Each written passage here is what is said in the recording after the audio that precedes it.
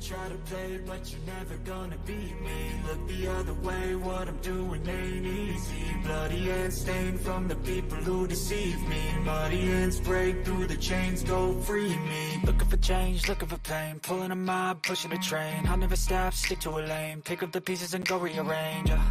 I'll be the best above all the rest, put me to the test and expect nothing less. You check as I'm chess, what's happening next? Yeah. He got the venom, a tangible weapon, no coming in second. This life is a lesson. He got a new engine from pain, it's a blessing. New focus, no guessing, just bold and obsession. All in his possession, you got their attention. I leave an impression and take a redemption. Just kill no discretion. Your mind is a weapon. 11-11, it's time for progression. You could try to play, but you're never gonna beat me. Look the other way, what I'm doing ain't easy. Bloody hands stained from the people who deceive me. Muddy hands break through the chains, go free me. People like sheep move feet, hurt it easy. You don't wanna be fast asleep when they scheming. Better stand tall, ready for a fight, believe me. When they try to change, you can say no, free me. So he's been looking for somebody who could save him, instead of searching inside for what they gave him. A strong will, strong mind causes mayhem. We could change the world, change times, rearrange them. Staying on pace, running the race. Life is a chase, I don't want a place. I wanna be first, work till it hurts. Dehydrated thirst till I'm in a hearse. High ambitions and the right mind can take you so far. It's like you lived a few lifetimes. Take off from a break off from the weak minds. They can stay soft. You can change lives. You create thoughts. Never waste time. You got one shot. You got one life. Better pop off. What do you like? Make a dream job. No 9-5. No mean boss. Just my life and free thoughts. You could try to play, but you're never gonna beat me. Look the other way. What I'm doing ain't easy. Bloody hands stained from the people who deceive me. Muddy hands break through the chains, go free me. People like sheep move feet, hurt it easy. You don't wanna be fast asleep when they scheming. Better stand tall, ready for a fight, believe me. When they try to change, you can say no, free me.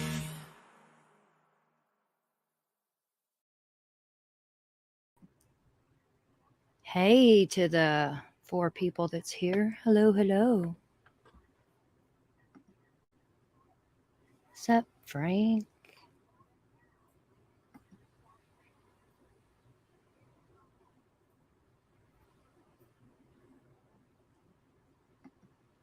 Thank you, bro. Thank you, thank you. You know I appreciate you if you're here. I'm sure you are. Have you even went to sleep yet, Frank? Gail, hey, love. How are you?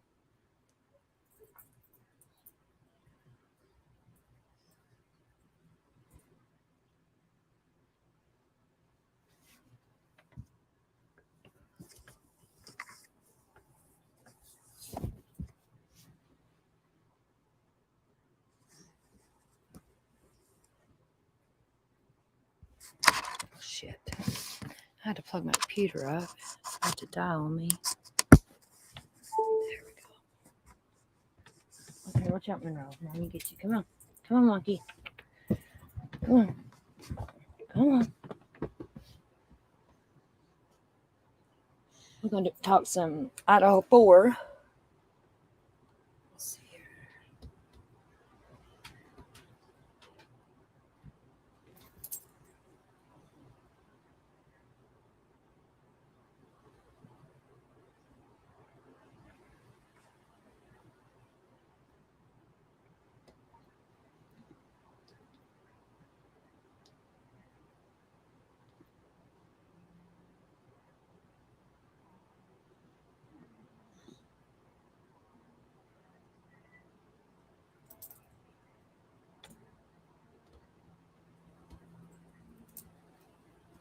Oh my God, my dog's here. Hold on a second. Little stinkers, quit. Both of you cannot be in my lap. Monroe, quit it. Hey.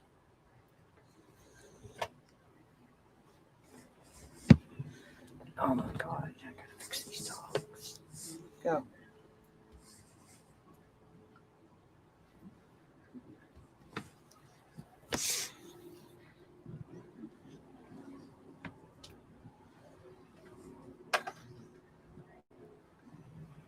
Allie! Wasted Waffles, hi. I've never seen you before, I don't believe.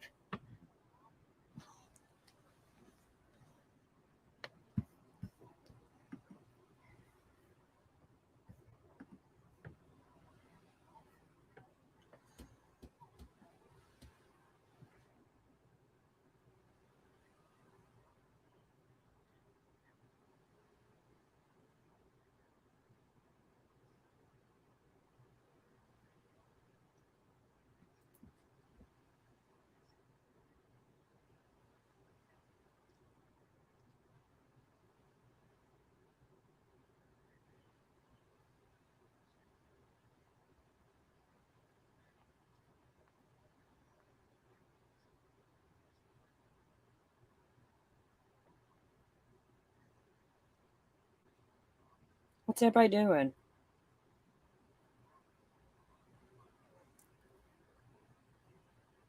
Oh, Frank, quit crying. I had to, bro. Look, man, I get caught up in doing chores or something, and I swear time flies by. It does when you're trying to take care of stuff. Or, Allie, you squirrel, you probably know how it is. And then you're like, fuck, I got 5 minutes and I got to be in this life. There's no way. So.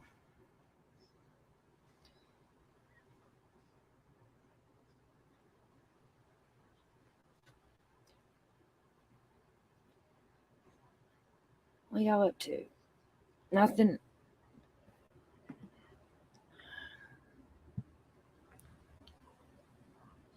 We are going to do some. Hold on a second here.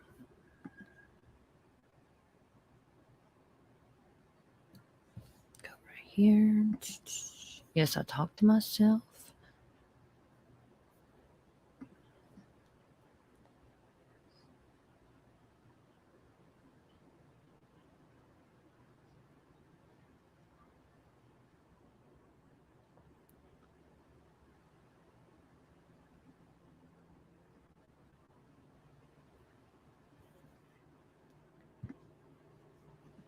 Shit, okay.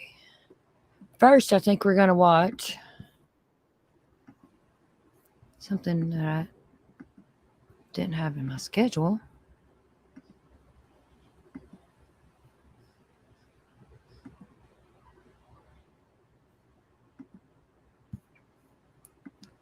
Let's see here.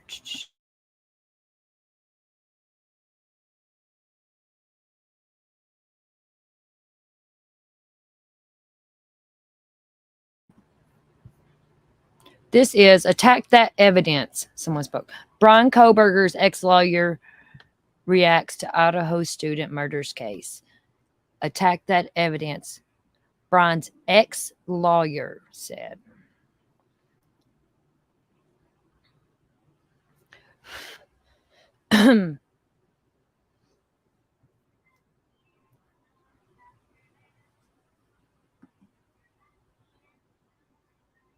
Yes, Allie, I get caught up on YouTube videos.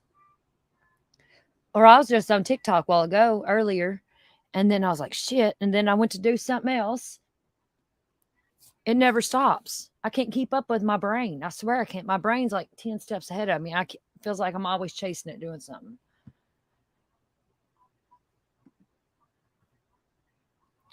Some people don't have inner monologues.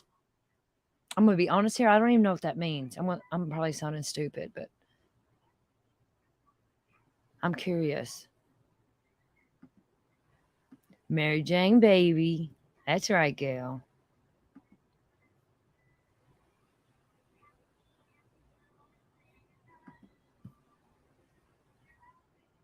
Okay.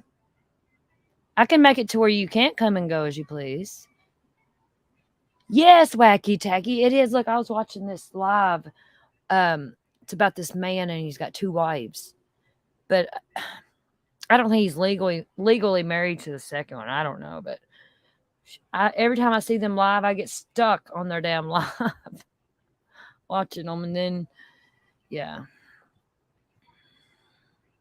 I get stuck on TikTok all the damn time. TikTok is the worst.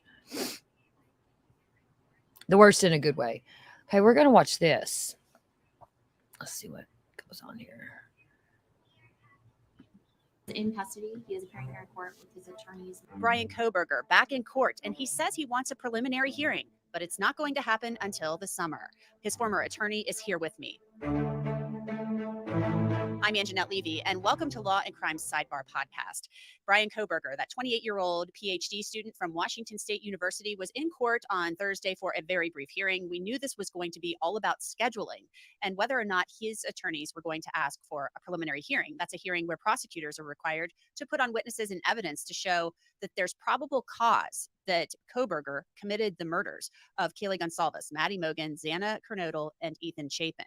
Well, it was a big shock because Ann Taylor, his public defender, said they want this preliminary hearing to be held at the very end of June. Take a listen. Are you waiving your right to a speedy preliminary hearing and agreeing that that hearing can be held outside the 14-day period? Yes. Joining us to discuss what happened in that Latah County courtroom today is Jason Labar. He's the chief public defender for Monroe County, Pennsylvania, and actually represented Bryan Kohberger for a very short time during his extradition hearing in Pennsylvania. Jason, welcome to Sidebar. Thanks for coming on. Good afternoon, and thank you for having me. Your thoughts on what happened today? Ann Taylor, the attorney representing Bryan Kohberger, asking for this 6-month delay in the preliminary hearing. I found it quite unusual. That would be something that would never happen here in Pennsylvania, given the time constraints of hearings. However, I'm sure Attorney Taylor had good reason to ask for the delay. Do you have any idea what her reasons could be? I can't think of what they would be, but obviously, you know, there's still investigation going on. We know the white Hyundai Elantra was seized from the home there in Pennsylvania, so they're probably searching that. We're talking test results, terabytes of information, social media accounts, phone records, you name it, they are probably going to get it. And will they get that, do you think, before the prelim? It seems like in the 5 months before the preliminary hearing, some of this discovery will be accessible. I know Attorney Taylor said that it was being continued for the discovery purpose. Obviously, the DNA can probably be back if there's any matches with unidentified blood DNA at the scene. But I don't know what it was actually continued for, but I have speculation. We bantered around the idea that perhaps it's to receive the search warrants. Those search warrants in Pennsylvania as well as Washington, although you could file a motion to receive those, by operation of law become available after 60 days. They become unsealed and are available. So that's a potential reason for the delay, as well as, like you said, terabytes of information from the cell phones from not only Bryan's phone, but the 4 victims' phones could potentially be available and going through by the time it rolls around for the preliminary hearing. And wouldn't she be entitled, though, as his defense attorney, even if those items are under seal, the search warrants and the affidavits, wouldn't she be entitled to those even if they were still sealed? I actually don't know the answer to that because it is Pennsylvania search warrants as well as Washington search warrants. Certainly Idaho search warrants that were executed, she should be eligible to retain those before the preliminary hearing. I'm assuming that she'd also have those prior to the preliminary hearing from Pennsylvania and Washington, but I really don't know the answer to that, unfortunately. I want you to discuss with me the probable cause affidavit. You've read it like everyone else, the 19 pages. It discusses DNA evidence, cell phone pings, some type of Vans shoe print. We don't know if Bryan Kohberger owns a pair of Vans sneakers, but they found a shoe print consistent with that there. The eyewitness identification. Your thoughts as a defense attorney representing, you know, many people accused of murder on what that probable cause affidavit alleged. I had an opportunity to obviously go through the affidavit of probable cause several times now. I looked it over carefully. It's a strong circumstantial case, but the evidence, when it's viewed individually, you can attack that evidence as a defense attorney. Now, again, we're just in the infancy of the case, so much of this evidence is actually going to come after the preliminary hearing time, although we don't know now with this 5-month delay what's going to be available. But if you take the DNA evidence that's recovered from the sheath, for instance, I believe that to potentially be touch DNA, transfer DNA, which would mean that it could remain on that sheath for an indefinite period of time if undisturbed. That's one way of attacking that type of evidence that doesn't put him at the scene of the crime the night of, just that he merely touched that sheath at some point in time. The ID by DM is obviously going to be contested at the time of the preliminary hearing. I don't believe hearsay is admissible in Idaho under the rules, so it would be likely that DM is going to testify at the preliminary hearing when it gets to that point. So cross-examination of her is going to be key in the case to possibly get even more holes as far as the identification is concerned. So let me ask you, you know, you think it's a strong circumstantial affidavit, but did you see anything else there? I mean, you said you saw places where it could be attacked, and right now it's words on paper. That's all we have to go on. Right. And there's no direct evidence linking him other than that transferred DNA on the sheath. The ID, as I stated already, isn't complete 100%, oh, it's Bryan Kohberger. The white Elantra can't be determined to be his white Elantra. I mean, there's circumstantial evidence indicating that it could potentially be his white Elantra, but there's certainly not direct evidence. They don't have direct evidence that he's driving the white Elantra. They're using cell phone pings, which we all know as defense attorneys aren't GPS location coordinates. If it was GPS location coordinates, you're talking down to a meter as to where Bryan Kohberger was at the time of these crimes. Whereas a cell phone tower ping is that you're within a radius of that tower up to 20 miles. And obviously, Mr. Kohberger lived within 10 miles of the University of Idaho where these crimes were committed. So certainly he could ping at any moment in time near the actual crime. Jason, you were his attorney maybe for 4 or 5 days, something like that. How do you keep in contact with his public defender out there in Idaho? Or are you just kind of done and observing this?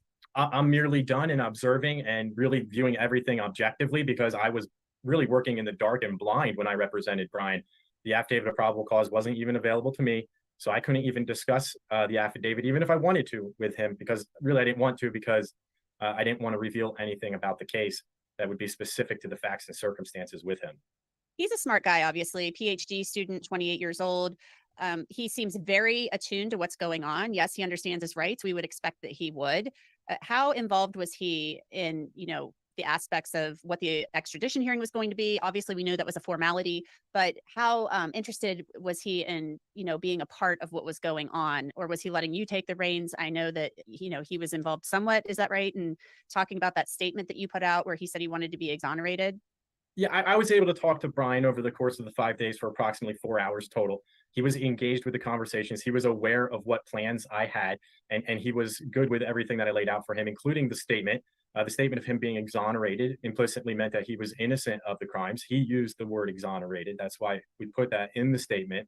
He wanted me to reach out to family, stay in contact with family, which I did to keep them abreast of the situation. Really, he was just aware and willing to cooperate with me. I didn't have too many issues speaking with him, if any at all. He was obviously, as you said, intelligent PhD student. It's much easier to talk to him than many of my clients that I have. It was a nice change of pace for me.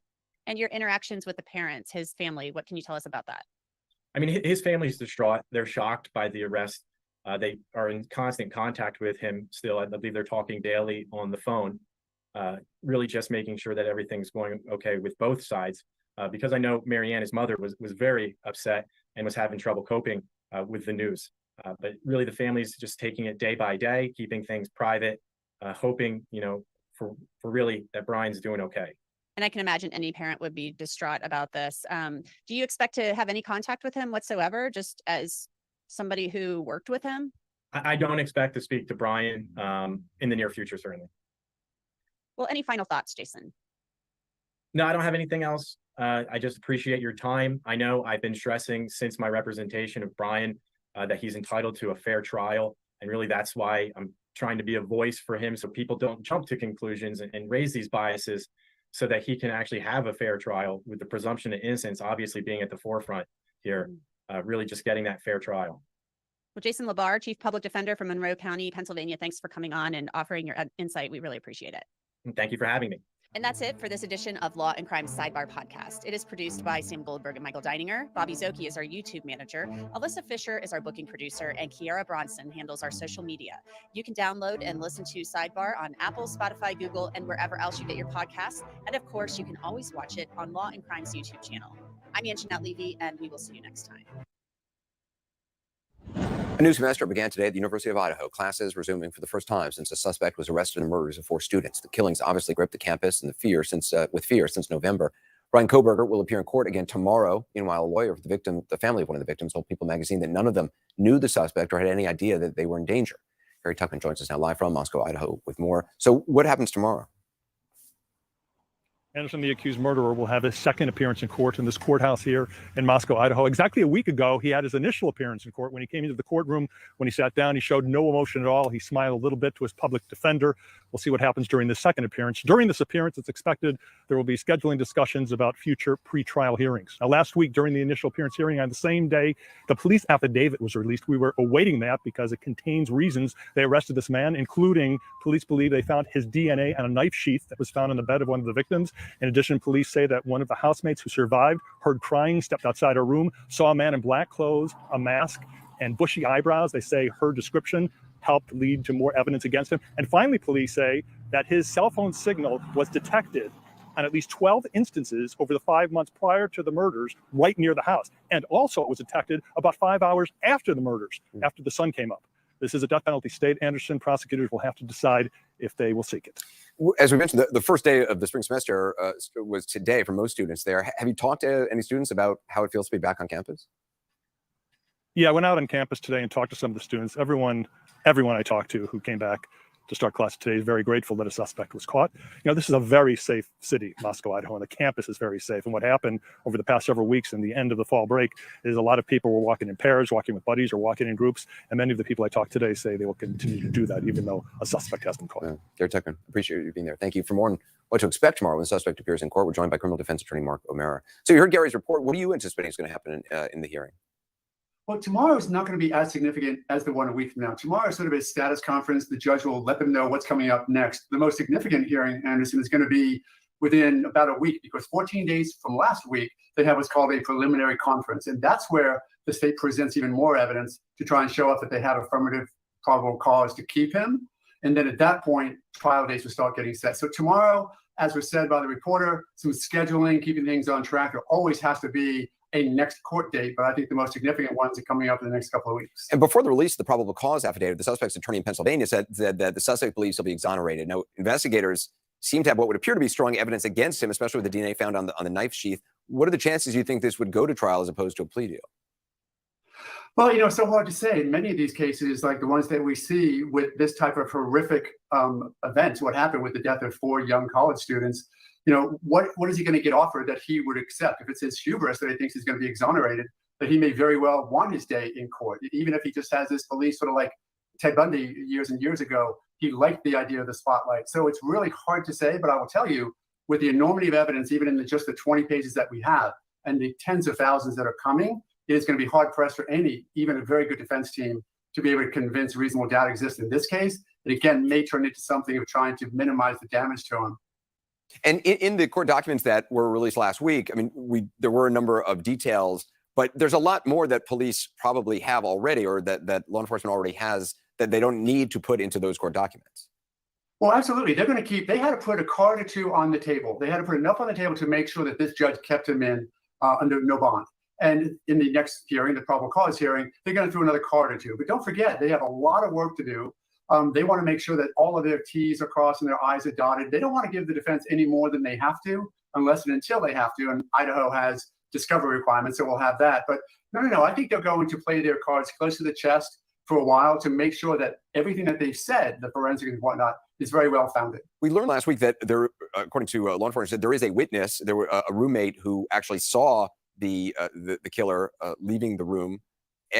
We don't know much more about them. We only, obviously, not their identity. They're just the initials in the court documents. But we haven't heard from that person. Is that something that would come out in court documents prior to a trial? Oh, absolutely, prior to a trial. We may hear more about that next week. And certainly it's going to come out in discovery, because there's so many unanswered questions with that witness. Why she waited 8 hours? It could be something as simple as, college kids. They were drinking or intoxicated or whatever else, didn't want the cops in the house. There's something more about that, not nefarious, not some conspiracy, but some reason why she waited 8 hours to do anything.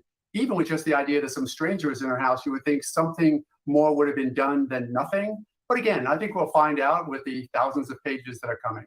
As we mentioned tonight, the parents of one of the victims has said that the alleged assailant didn't know any of the victims. I'm not sure how they would have that knowledge, but you've seen a lot in your career. Would that surprise you? It would surprise me for a number of reasons. One, the stalking, that he was looking at the house or around the house or pinging his cell phone around the house for weeks prior. There's something there. And plus, even the type of murder, if you really just try to analyze it, using a knife is a very personal way to kill somebody. It's very violent. So you have to wonder, was he infatuated? Was he getting back at being rejected? There's probably something in that background of him and the interaction with at least one of the people, if not more, at that household that caused this type of violent reaction by him. It is more than just, he picked a house by coincidence. That is not what happened here. And welcome back, everybody. So we're keeping you updated on the murder case involving 4 University of Idaho students. There is a conflicting report that has surfaced ahead of Bryan Kohberger's status hearing on Thursday. So Shannon Gray, who's the family attorney for victim Kaylee Goncalves, he says that no one knew Kohberger before the murders. But according to last week's probable cause affidavit released by Moscow officials, Kohberger was in the area of the victim's home at least a dozen times before the attack. That information, which was gathered through cell phone data, also puts Kohberger at the crime scene hours after the attack. The 28-year-old was attending Washington State University at the time, less than 10 miles from the Idaho crime scene.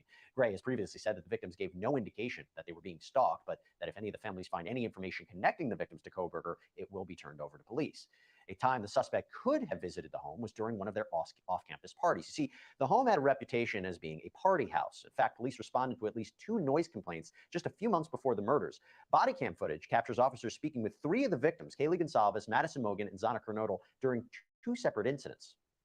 Is this your place? Yeah. Perfect. You know, over here. I see noise. Noise, yeah. Yeah. Big speaker right there. Yeah. Nothing against having a party. Once neighbors start calling in, then we have an issue. Fair. So usually, at least for me, I'll give you a verbal warning. Okay. Once I have neighbors calling in, your music's too loud, you're disturbing the peace. Yeah. Nothing against having parties. Nothing against having people over who are overage to drink. Mhm. But again, once we start disturbing the neighbors, then we've got an issue. If this is your place, I'm going to hold you responsible. Uh-huh. Because it is your place, you're also responsible for everybody here. Yeah. So I'm going to grab your info. Yeah. And if I do have to come back here, a $300-some ticket's coming your way. Okay. And it only gets more expensive from there. Is that fair? Yeah, that's Okay. fair. Absolutely. All right, Madison. So here's the deal. Okay, they've already said that no one here lives. Like none of the occupants that live at this address are here right now. So now you have a house full of random people. You need to let them know that the noise needs to come down. Okay. We just received a noise complaint. We want that music turned down, and we don't want to come back again tonight. If we have to come back again tonight, then there's gonna be even more problems. Okay. I see both sides. I'm just frustrated. I'm also so sorry once again. I've never had to deal with this Yep. ever. And we don't want to start now. I don't ever remember having to come here, so I understand you guys are having to get together, but people have a way of Yes. taking the invitation and using it as an excuse to get out of control and be loud. Can't advantage. Yes, Exactly. I understand. I'm so sorry. It's okay. I just hope for your sake that your friends don't put you in a position where you get the citation and you have to go to court to defend yourself from your friend's behavior. Make sense?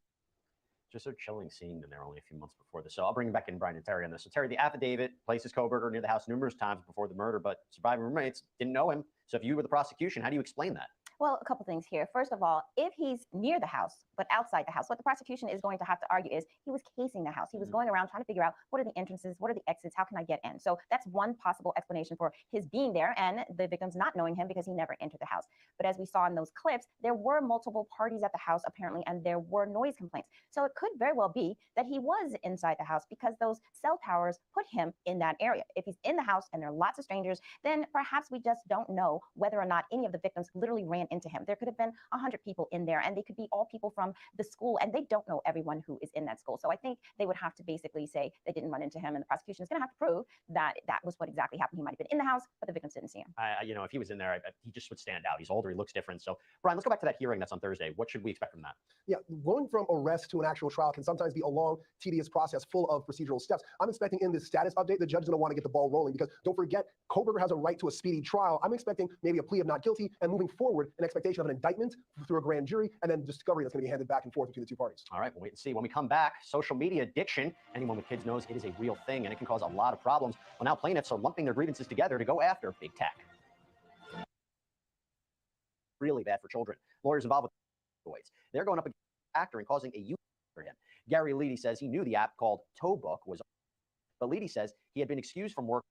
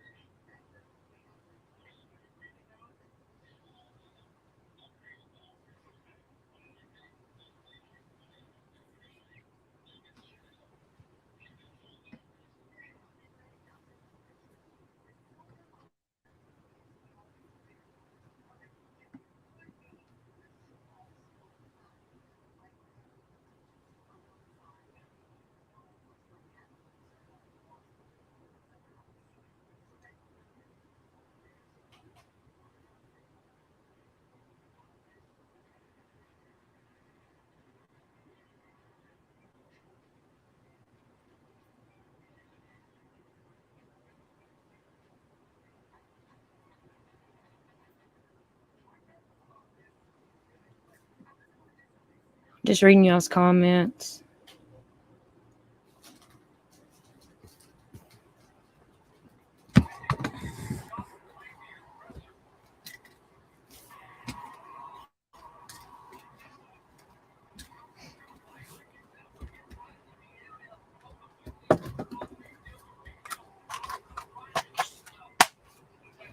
Lordy, Lordy. I don't know. I think that DNA on the sheath thing is kind of bullshit. That I don't know. Because if it was me, that would nail him. You know what I mean? That would put him there. Why the fuck's your DNA there? you know, I don't know.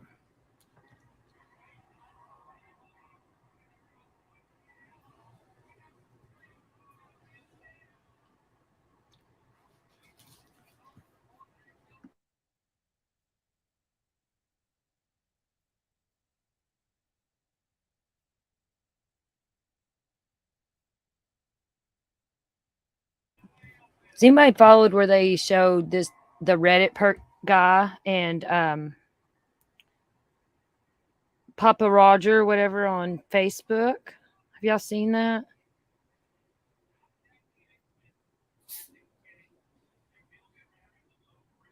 Yes, Frank.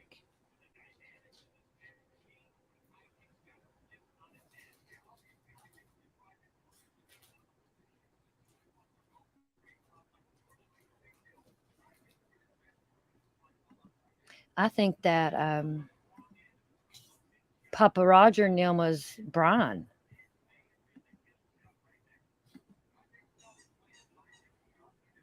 I can Google who.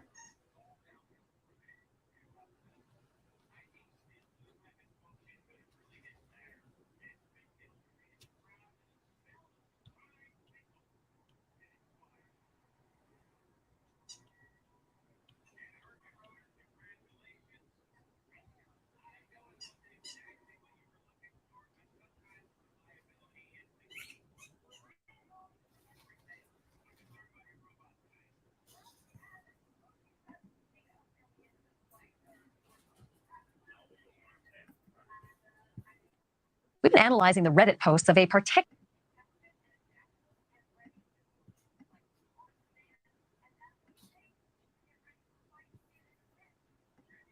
particularly savvy follower of the Idaho murders, who it sure seems may have had firsthand knowledge of the crime. Joining me now are retired FBI Special Agent Jennifer Koffendorfer, forensic psychologist Chris Mohandi, and trial lawyer Trent Copeland. Welcome to all three of you. Jennifer, I want to begin with you because as I've been reading these, I find very disturbing posts, almost braggadocious, as though this person knew exactly what happened in that house well before the affidavit told us some things about that house. I also felt like there was a similarity in the attitude and the writing style between the Facebook poster named Papa Roger and the Reddit poster named Inside Looking. Is that just me, or do you see that too? Because you look with a whole other set of eyes. Well, there definitely is a similarity, just as you said, in their style, in their confidence, in their details that indeed, in many instances, only the killer or the police would know. So from those standpoints, yes, you hit the nail on the head. And if that's the case, they become a lot more evidentiary. I would assume, Trent, that all of a sudden, if I don't have the tools that the FBI has, the things that used to be in Jennifer Koffendorfer's suitcase are magic. They can subpoena ISP information, et cetera. But Trent, do you see that as something that could be just manna from heaven for prosecutors? If they can link accounts from Facebook to Reddit that brag about all these things and they're accurate and they were well before that was made public, is that just sort of like it's almost a smoking gun?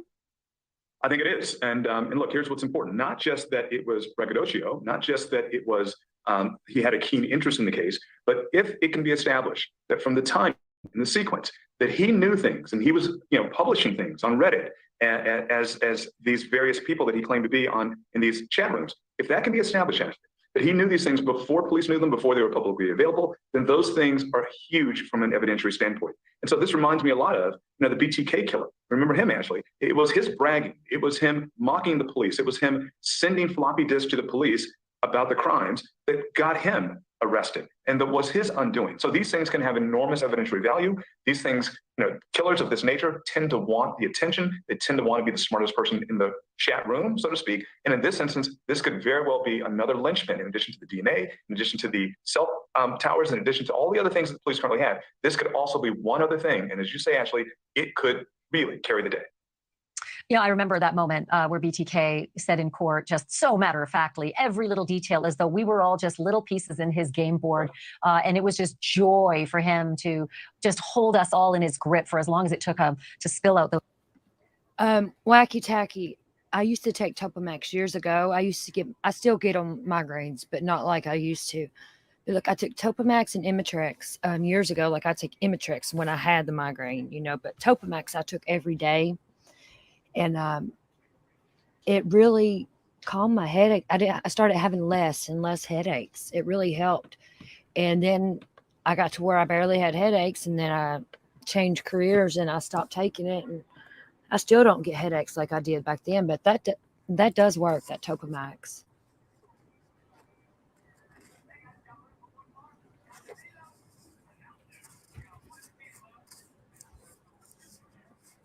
Where was Dawn at?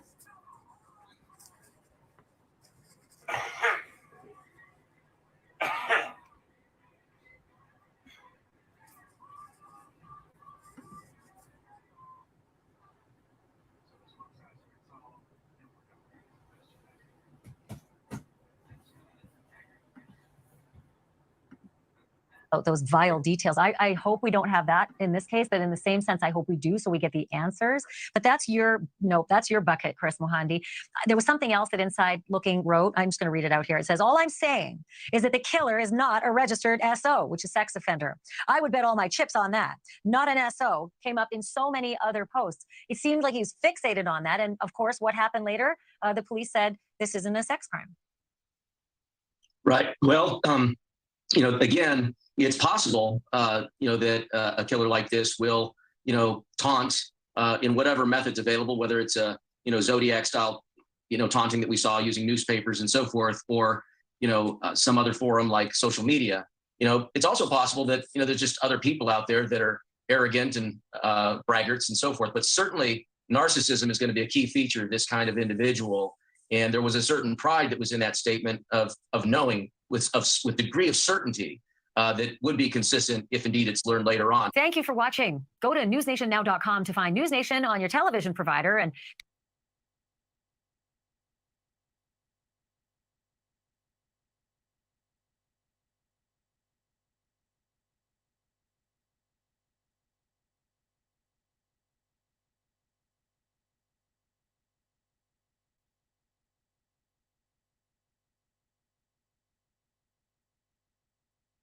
I'm Anjanette Levy, and thanks for joining us here on Law and Crime. Bryan Kohberger, the man accused of murdering 4 University of Idaho. Now to Idaho, where the suspect accused of murdering 4 Idaho students made his second court appearance last hour. We just got new video of Bryan Kohberger in court, straight-faced, not looking at the crowd or the media. He faces 4 counts of first-degree murder in addition to burglary charges, and prosecutors are weighing whether to pursue the death penalty. During the hearing, Kohberger waived his right to a speedy preliminary hearing. Essentially what that means is that the prosecution can take their time, right? So at the end of the day, what happened there was housekeeping. They talked about dates of the next hearing, so there was nothing particularly substantive with this particular hearing. It's more procedural. Hammer, I have a question for you, a thoughtful question. It's this. With questions of death penalty on the table, if he had committed his atrocious murders, for the sake of argument, he did it for right now, okay, let's just say. If he had done it 8 miles to the west, the death penalty wouldn't have been an option because it's not an option in Washington state. It's only an option in Idaho. Given that he fancied himself, we understand, allegedly some type of, mastermind, and he was getting his PhD in criminology and he could outsmart the system. And in light of the fact that he made so many amateur mistakes that enabled him to get caught, do you see this as the most fundamental mistake he made, or do you see it as a potential bargaining chip that he knew, just like we saw in Florida, just like we've seen all around the country, that a lot of people use it as, well, you know what, I'll plead guilty if you take capital punishment off the table? I know I'm going to disappoint you, but I don't know the answer to that. And I don't know the answer because I don't know what the motive yet is for why these 4 people were so brutally murdered. In Idaho, however, there are 8 people on death row today. The state has not executed anyone in 10 years. The last inmate to be sent to death row was 2017 for killing a cop in Coeur d'Alene in northern Idaho. Paul Morrow, who we rely on a lot to take us to this trial, he's not going to be back in court until June. Correct. June 26th, almost July. This is a 6-month punt of this trial. And what happens during the proceeding when they come back? This could go for 5 days, and both sides will apparently present evidence. And so you will get a trial before the trial, is how Paul characterizes it. And he says the system feels weird to him. And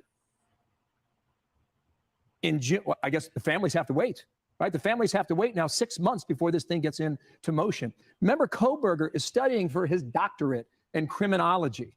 Did he commit the perfect murder, or did he just think he was good at it? It seems to be what he's trying to figure out based on the evidence after today's proceeding. That's right. And I think what Bill is getting to, included in that is the hubris. It's either the hubris of a narcissist or the hubris of someone who just fancies himself larger than life, able to get away with this attempted perfect murder that instead left so many bungling and amateur things in its wake that led the police to, I mean, I don't want to say easily, that's a strong word, that so clearly, especially in 2020 hindsight, be able to nab him. That original 19-page affidavit laid out so clearly the myriad of trails that he left. It was more than breadcrums, Harris. It was cell phone, it was technology, it was physical presence, it was 12 times stalking those young women. And that was just in the last year. And there were so many more other pieces of evidence. So to Bill's point, if he fancies himself smarter than the system, guess what? You're not. Yeah, I'm really shocked by what you just said. I didn't know that about the 6 months. Yeah, end of June. That's the breaking That's a long news. time. That And so, he's going to challenge the evidence. of course he is. And he's going to have time to make copious arguments on his own. I mean, I just wonder who it benefits to have more time. It certainly doesn't benefit the families. But how in the legal scope of things, and you did the interview and I didn't see it, I wish I had, but how in the legal scope of things does that change the case or does it impact the case? Or is that just kind of how it always rolls? That, judges and people in the legal system are available when they're available and you just kind of go from there. It's frankly not infrequent. It's not rare to have it drag on like this or have this kind of, honestly, this calendar doesn't surprise me. I'm not at all shocked by it. No, I'm not surprised. And remember, the burden is on the state. The burden is on the state to prove the case beyond a reasonable doubt. And all the defense has to do. Do you put in a gag order? What do you do? What happens in those 6 months? Well, so again, to be clear, if a judge issues a gag order, it would be because they feel that the media is somehow playing a larger part than it should, that the jury pool might be tainted or that there are things that are being thrown out there. The judge? Or the defendant? Koberger. The defendant? Absolutely not. I mean, that would be the worst possible advice that his attorneys could give him would be to No, I'm just saying legally. We're in such a different day. Yeah. Man in his 20s, I believe he's still 28, isn't that right? Yes. Social media changes everything. We don't know. And so when you tell me a scope of time like 6 months, it's not the same as 6 months like 10 years ago in a case. Remember, there's no bail granted, so he's in and if custody. he's grandiose, so famous or infamous right now. Right. He thinks he is, that's for sure. Yeah. And Jerry, that was part of the trail that he left. A lot of online presence, to Harris's point, that he fancied himself not only indestructible, but certainly free to be honest and put forth a lot of details, including after the murder details that were not yet public, which somehow clearly read as damning. Right. Well, so 6 months seems a long time to sort that out, right? And do you know who I feel sorry for? You mentioned the hubris that he was exhibiting. How about the emotions in the community? I mean, there's got to be very high emotions among these families, the neighbors, everybody involved. I'm from a tiny town in North Carolina, up in the mountains. If you had a brutal murder like this in little 4,000 person Spruce Pine, North Carolina, let me tell you, people would be apoplectic. I mean, you've got to feel for the community. So it's just this is all breaking news, by the way. It's just coming in right now from Idaho. So the prosecutor did not object to this suggestion.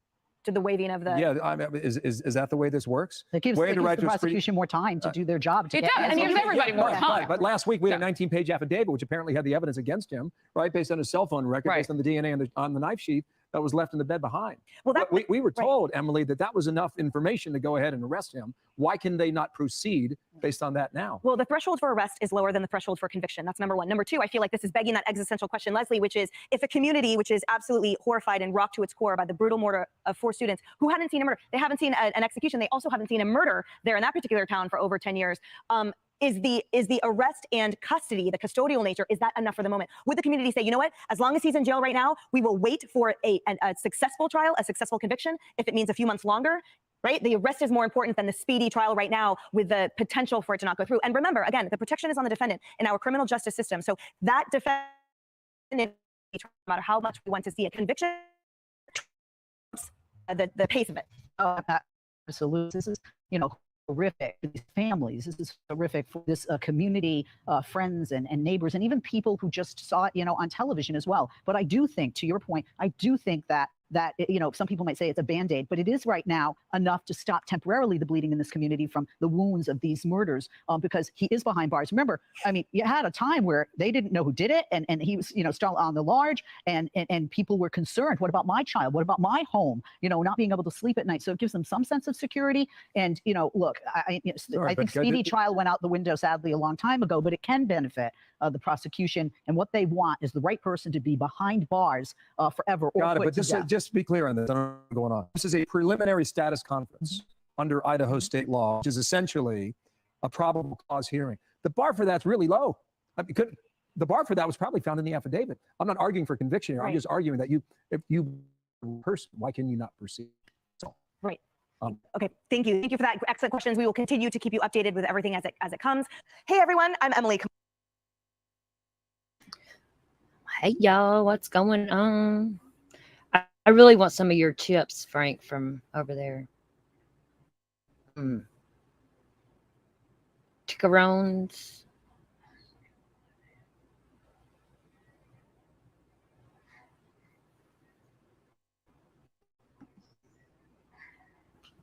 Excuse me.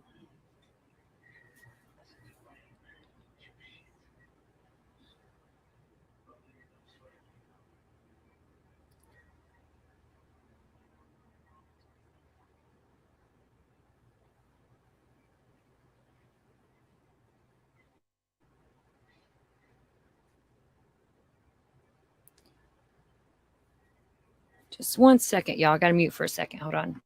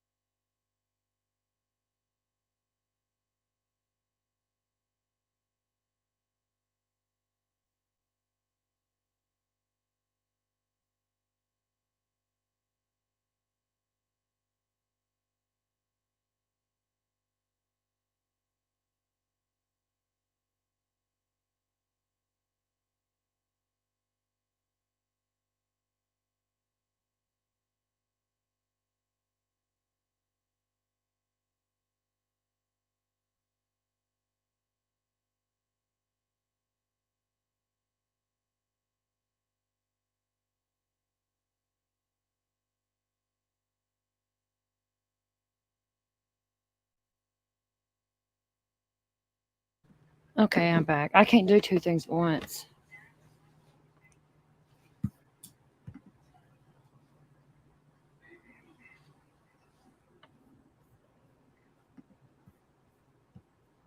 Right, to give us more perspective on what happens next in this case, forensic psychologist Gary Procado and attorney Rachel Fezay.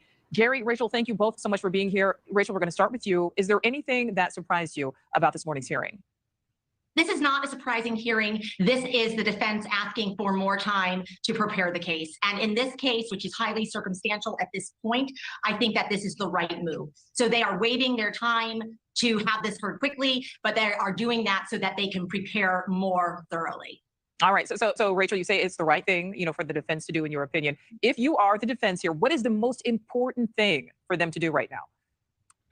Right now, what I think they are trying to do, because it is so unlikely that they will get the trial thrown out or the charges thrown out during the preliminary hearing phase, right now they want to ask all the possible questions that they can so that they can eventually poke as many holes in this case that is possible. So what they will try to do during this preliminary hearing in June is ask questions, and they will attempt to just continue to learn all of the state's evidence that points to Kohberger. All right, Gary, let's kick it over to you. You study mass murders. You've really dug into this case. You've profiled the killer. What do you think about any possible connection to the victims? That's what so many people want to know. In terms of possible relationship with the victims, it's very confusing because we have to remember that in some perpetrators, there doesn't have to be a literal connection to the victim. It could be symbolic. In other words, if somebody represents a group that has made you feel ostracized or rejected, that would be adequate for projecting all kinds of hostility or fantasy onto them. Usually in cases like that, is that you hone in on someone that you've accidentally encountered at school or on the street or at work that you are drawn to, and the other individuals surrounding the person who's the object of fixation are unfortunately caught up by association. But of course, it's premature to say that, but it's one of the first things I'm eager to hear when the facts come out about this case. But it wouldn't be necessary for there to be a direct relationship at all for this type of homicide. And you certainly know, as we said just a moment ago, you study mass murders. So you think that if this was 10 years ago, Kohberger either wouldn't have been caught or at least not this quickly. Tell us why. I do. I believe that several decades ago, when DNA technology, cell phone technology, internet technology, and other techniques were not available, the lack of clear motive and the lack of clear relationship with the intimates surrounding the victims would have made this case very baffling. It's very similar to what turns up in things like serial murder cases, where there's no clear linkage to the victims, so that it takes this kind of technology to outpace that type of offender. So Rachel, before we go, let's kick it back to you. You know, we've spent weeks talking motive. Gary just mentioned it. Now, at the end of the day, how crucial will that be to the case? A motive is not necessary. You don't have to have a motive to have a conviction. A motive provides the jury with some answer to the questions they have regarding why. And so the motive gives them kind of a clearer picture as to why something would have happened. And once they can answer the question as to why something would have happened, it makes them more likely to convict. So I think they will come out with a motive, even if it is this kind of loose connection, or that he had some sort of fascination with mass murder or fascination with the crime, or how the psychology behind it, given his criminology background. I think they will put on some sort of motive that allows the jury to connect the dots between the circumstantial evidence that is leading to this charge. Thank you for watching. Go to newsnationnow.com to find News Nation on your television provider.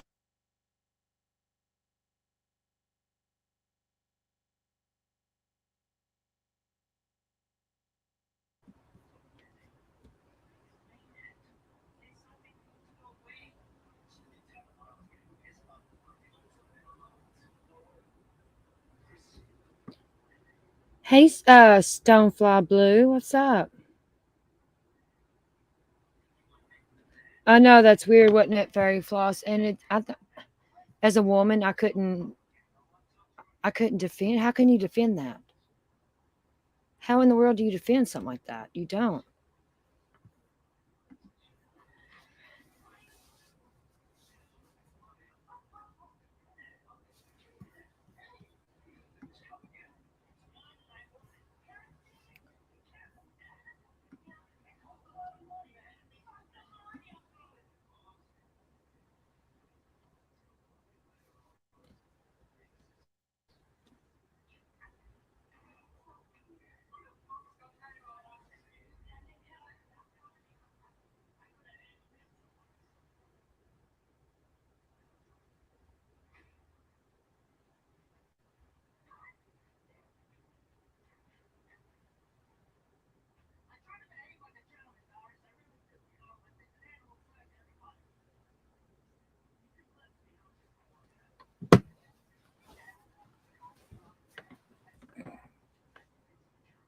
I love our little cotton gang too, Fairy Floss.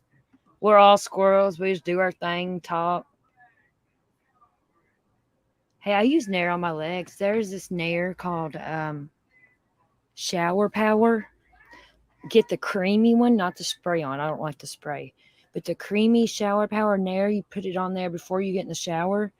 Leave it on for a minute before you get in. And bam, you have no hair for like a week or so. I swear, I love it. It will last me forever. I recommend it to you ladies. Nair the Shower Power.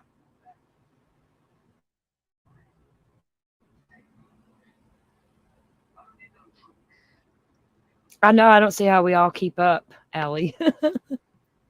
We're just all over the place. I swear, I'll be showing something. We'll be talking about something else in chat. Or I'll be off doing laundry and y'all. And that's kind of why I gave you and Frank powers too, you know.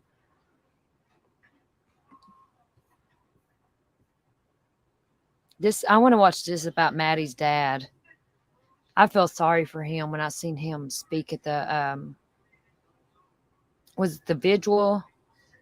Or was it what was it?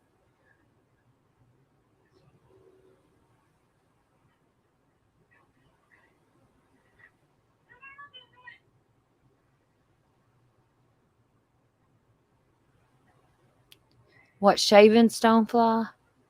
I wish I didn't have to shave anymore.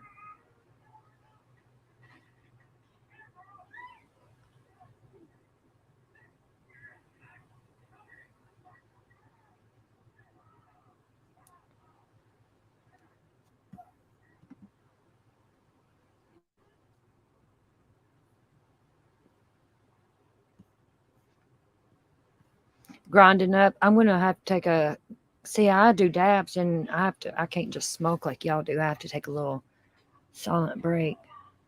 Okay, let's listen to this little clip. It's only like 2 minutes about Maddie's dad reacting to the evidence. For some reason, that man breaks my heart.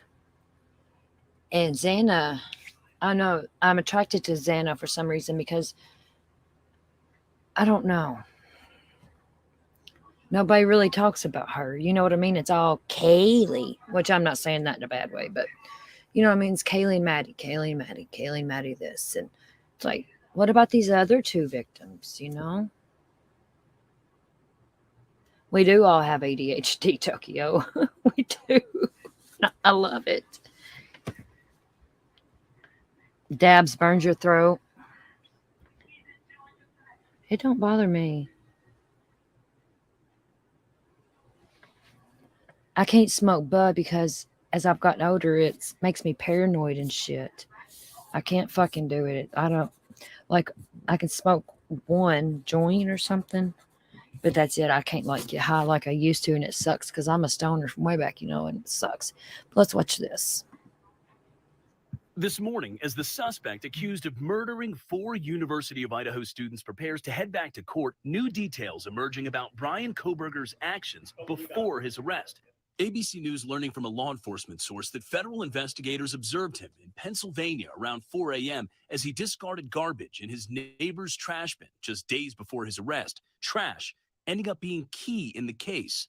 Police linking Kohberger to the murders by collecting his father's DNA from trash outside the family home and matching that to DNA they say they discovered on the button snap of a knife sheath that was on the bed next to the body of victim Madison Mogen. If I had 1 or 2 words to describe Maddie May, it would be just an angel, and that she just made me proud. Ben Mogen speaking about his daughter Madison to ABC News and describing the moment law enforcement told him they'd made an arrest in the case. And he said, Ben, this is the day that we've been waiting for. Ben also describing his emotions while reading the evidence law enforcement say they had gathered against Kohberger. I broke down, and I just cried. I could only take so much of that, and I cried. I still haven't read the rest of it.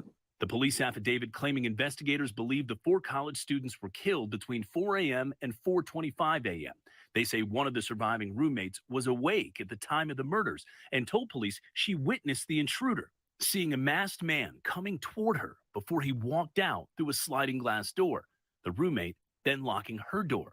Police say later that morning, the 2 surviving roommates called friends to the house because they thought one of the victims had simply passed out and wasn't waking up. The 911 call finally coming around noon. Officials say the 2 surviving roommates are not suspects. Overnight, Kaylee Gonsalves' sister, Olivia, saying Kaylee and Madison did everything right that night. They went out together. They called for a ride. They went to a known establishment. They did everything you would want your daughter or your sister to do in that situation. You're supposed to grow up together. That's your God-given best friend. And so we're left with not only missing them and exactly who they were, but wondering who they were going to become. On the University of Idaho campus, second semester classes began this week with heightened security. Meanwhile, Kohberger, who was extradited back to Idaho last week, is scheduled to be in court Thursday morning. Mola Legge, ABC News, Denver.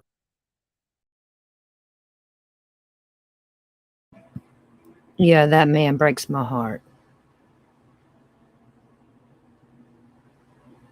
Stoner Squirrels Unite. I should do my membership, Cotton Squirrels. My memberships, you know how they're named? I should do Cotton Squirrels.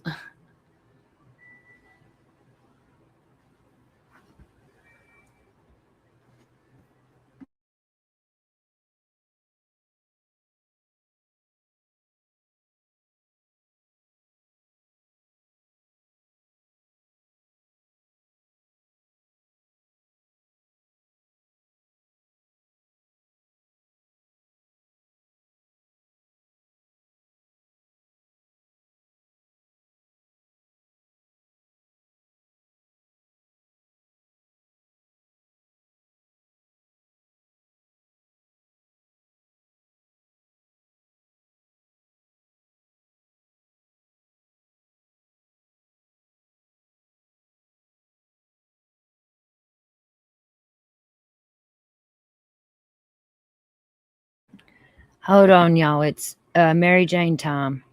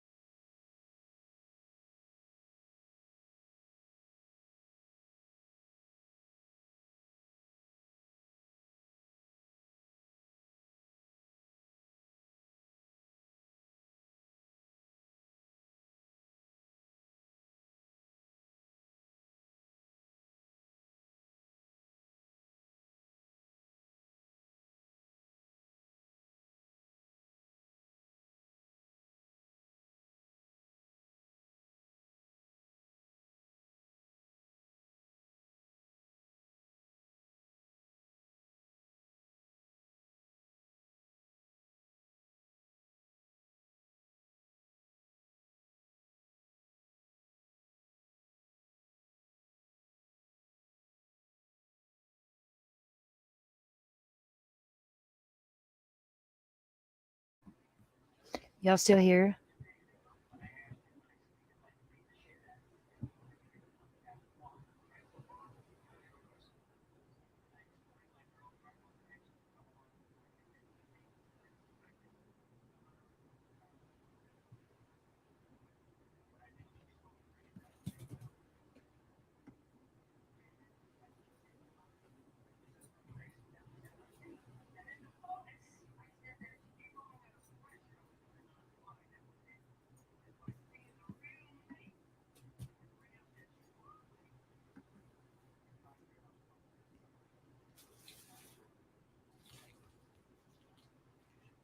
Oh, y'all want to see something else weird? Let me see if I can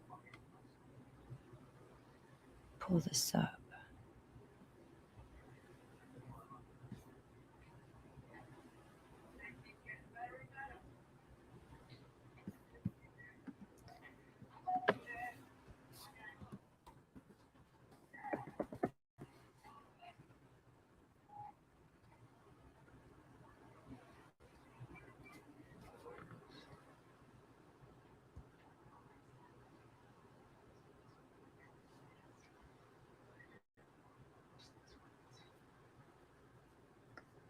Let's see.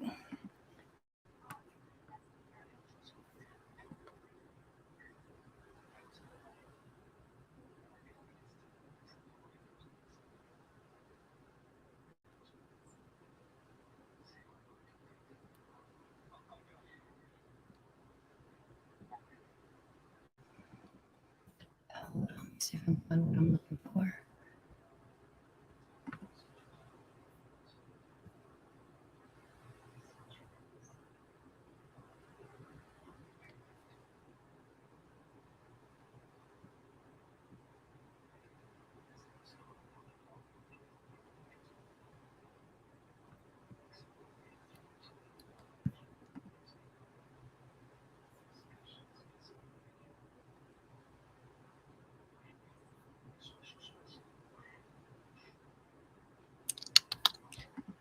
Y'all still here?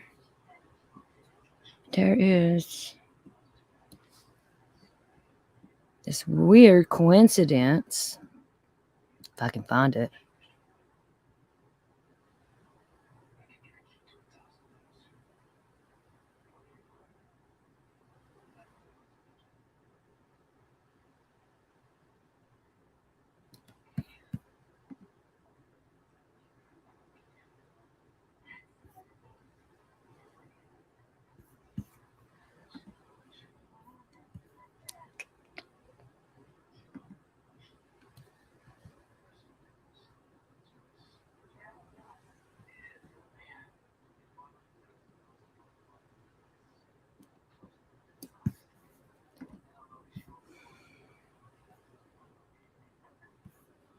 There we go.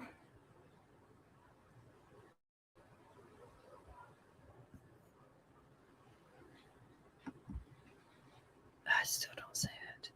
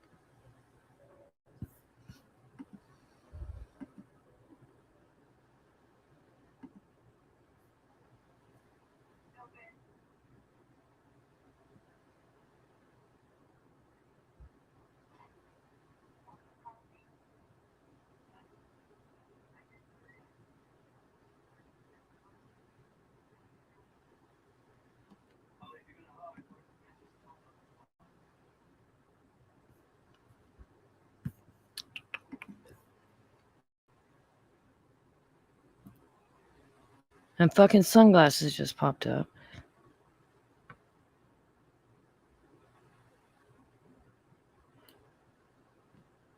If you look up Mad Creek, there is one in, I can't freaking find what I'm trying to look for.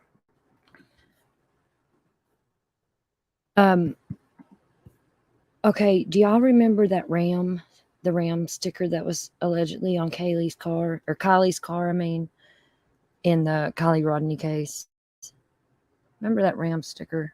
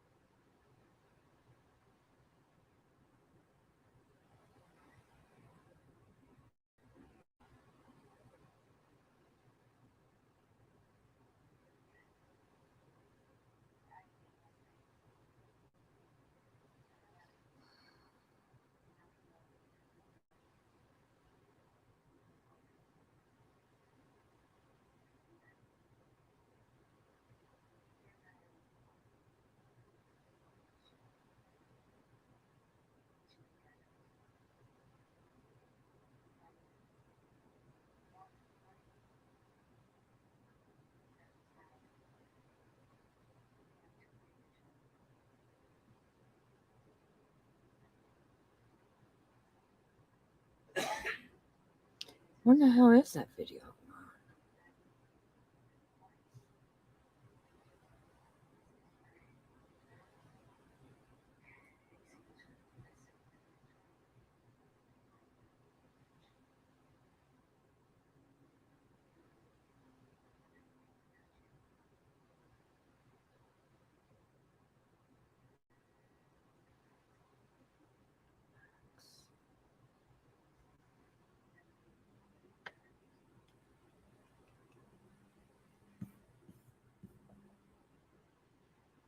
Hey, Bubba. What's up?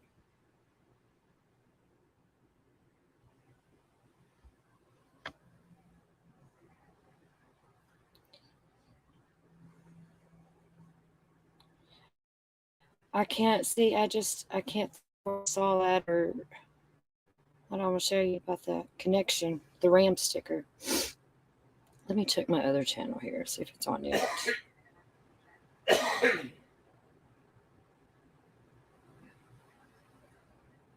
God knows I've had the worst freaking luck. Oh, it is. Okay. It's only a 2-minute video I'm going to play.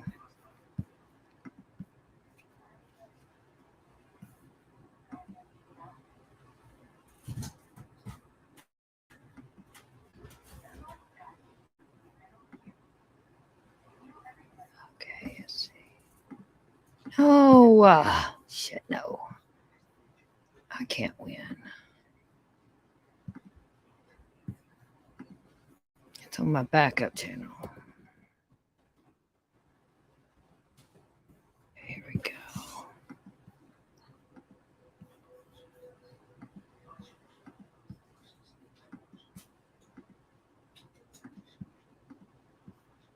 I'm probably going to be talking in this and sound like shit. I hate hearing myself talk. Bye, Tokyo.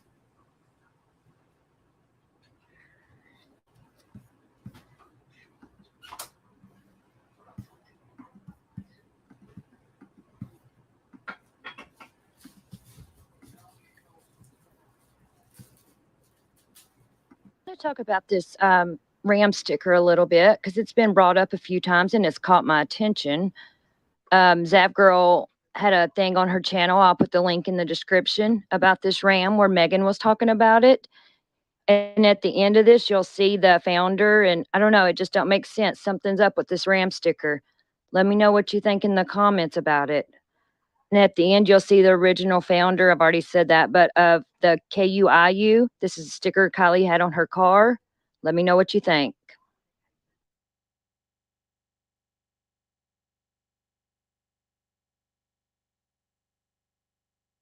Or something. It still doesn't really. I will say this though. Yeah. I'm not sure if I'm supposed to. There is a sticker on the back of her car. Maybe I'll just say there is a sticker on the back of her car underneath the Honda.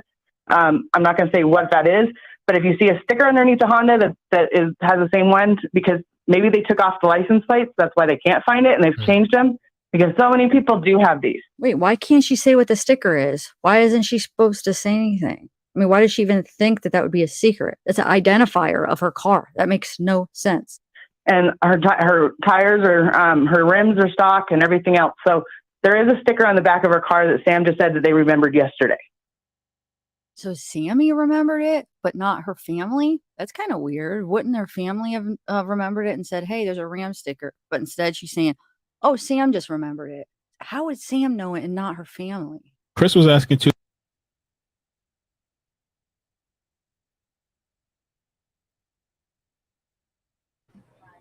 Okay, and this guy right here, his name is Jason. I can't remember his last name. Let me see if it shows it over here. Jason something. Jason Hairston. He is in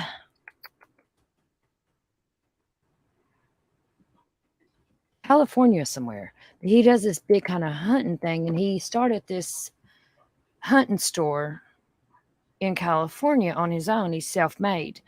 Well, he's dead. And that logo that supposedly is on the back of Kylie's car is the logo to this man's hunting company. And this hunting company, he had another company before this one, the Ram sticker we see now, that was called Sistika something, and it's from Alaska. And KUIU is the name of this company. KUIU is the name of the company with the sticker. That Ram is the logo for KUIU company. They are actually based out of Alaska. Sistika, Alaska, something like that.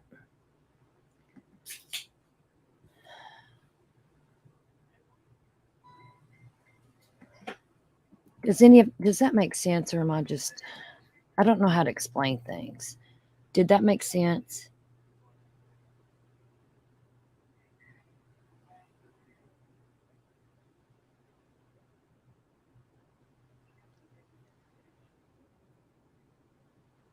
I think it's SITSK or something. It's in Alaska.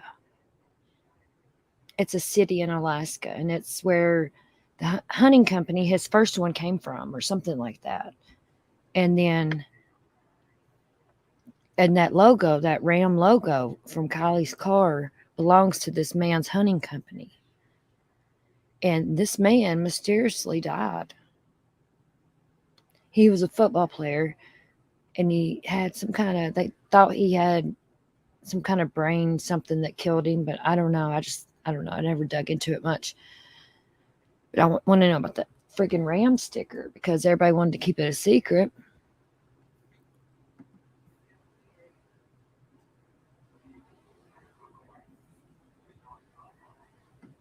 Okay, then look at this.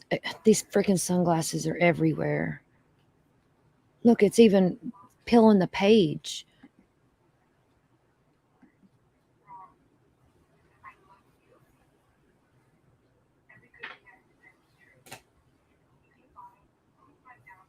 But can y'all see, where is it?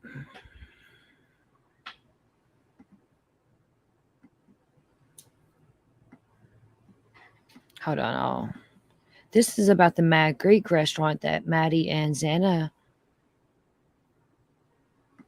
Read this part I got highlighted here.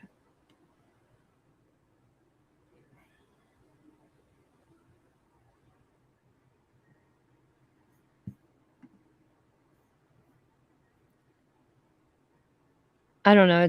I know it's nothing. Oh, Allie, I know that Ram. Yeah, I know a lot about that Ram that I can't put out.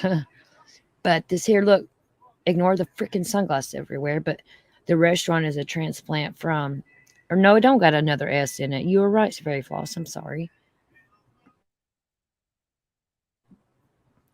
But yeah, I just thought that was weird. I don't know, because that name popped up. I'm like, what? You know, because that's just not a name you see a lot. And I remember it from Kylie's case, from this dude.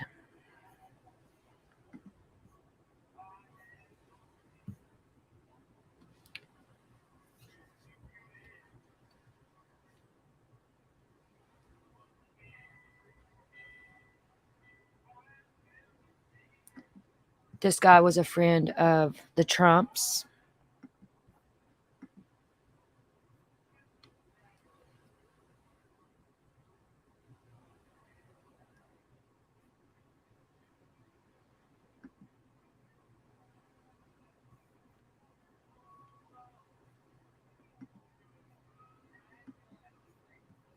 But yeah, that's that. I know too many coincidences until it's not a coincidence. It's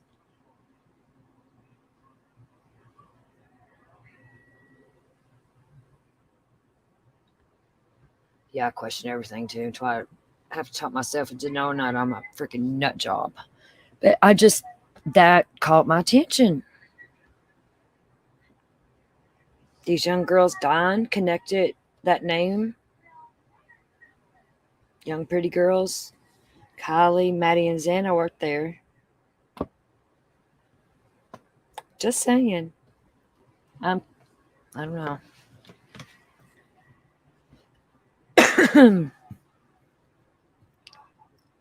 You know what we should do? We should start dragging somebody and watch. We'll get 200 fucking viewers in here. I kind of agree with you, Stonefly, on that. I agree. And it's like, I don't know. I got this different sense. I can sense. And I don't know. It's weird. But whenever something gets on me like that, I can't let it go. And it's usually right.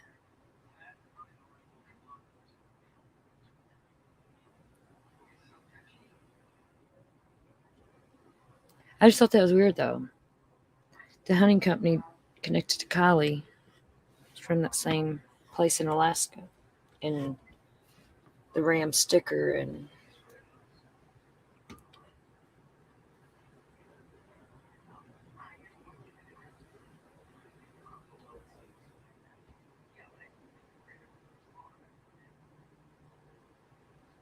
a nut bar.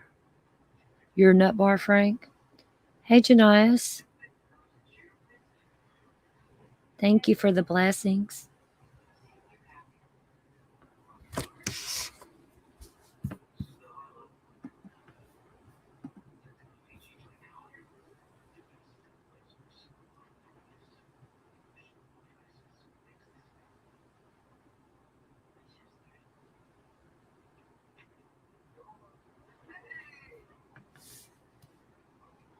Oh, no, not fucking Betty.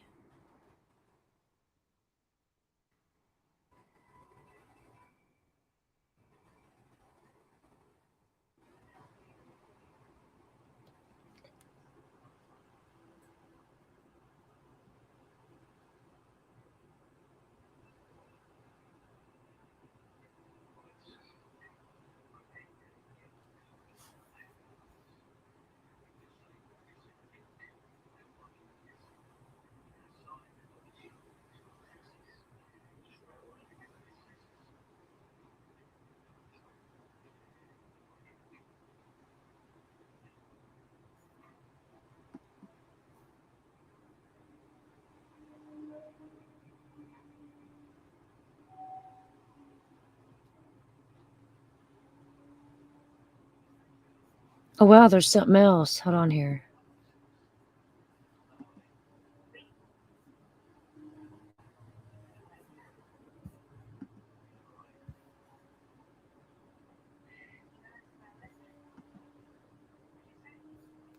So, did Kaylee work at a Crybaby Cafe or something? Kaylee Gonzalez?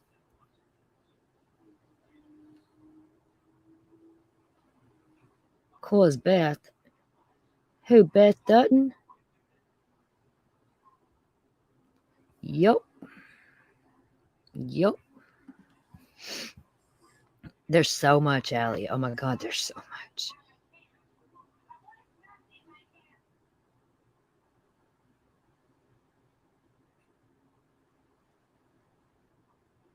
Are you a wimp, Frank?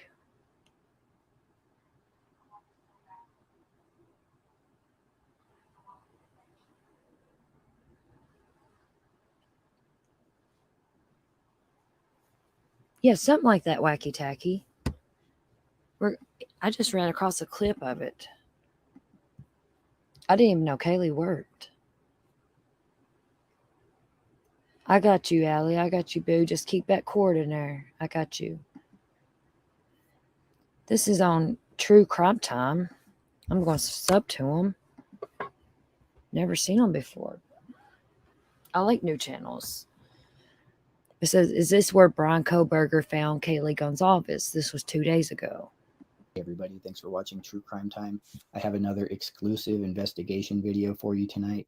I do think I've uncovered the location where Brian encountered Kaylee. I'm going to tell you what that location is and how I came to that conclusion. I do also have a secondary theory. And then finally, I'm going to share with you a really interesting clue. Okay, I think he found Xana and Maddie at the Mad Greek. I think that's how he ran into them. So like everybody else, I've been trying to figure out what the connection was between Brian and Kaylee and where he may have encountered her or seen her to choose her as his target. Now, I'd pretty much exhausted everything I had on Brian at this point, so I just decided to circle back here and take a second look at Kaylee's account in case something new stood out to me. Now, like so many of you, I had been here before and I'd looked through many of these pictures that Kaylee had posted and read through the comments, trying to find some sort of connection to Brian. And I'm sure we've all looked in those bushes in the background to see if we saw him lurking in the shadows. Now, I didn't see Brian in the bushes, so I continued to look through, and I came across this picture of Kaylee out at a restaurant or bar with her friends, and that just got me wondering what locations Kaylee might frequent on a regular basis, and if any of those locations might be somewhere that Brian would be. So I jumped up to the top of her account here, and I decided to take a look at who she was following.